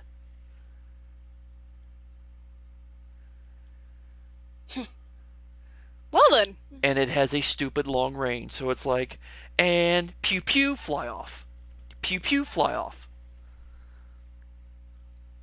It's only 2 shots per day, but that's 2d4 plus 2 damage to a spellcaster auto hit, and undead usually don't have a way of healing. Well, Estella's internally screaming. Sam's just like, alright, we can do this, we can do this, we can do this, we can do this, we can do this. Our odds suck! Yeah, that's why we lower the odds. I just was waiting for them to actually have to fight them head on. Yeah. He knows that Sam and Estelle are better at planning, so he's letting those two ladies figure out what they're gonna do. Estella's better at screaming. I'm better at screaming orders. Yeah. No, you just grieve and want cuddles, and when the only one who's giving you cuddles is a spider. Spider, they don't. Yeah. Doesn't By the way, I think have we're a cuddle? calling it a night, right? So I can go ahead and end the stream. We can stop the What was stream. that? What was that, Nick?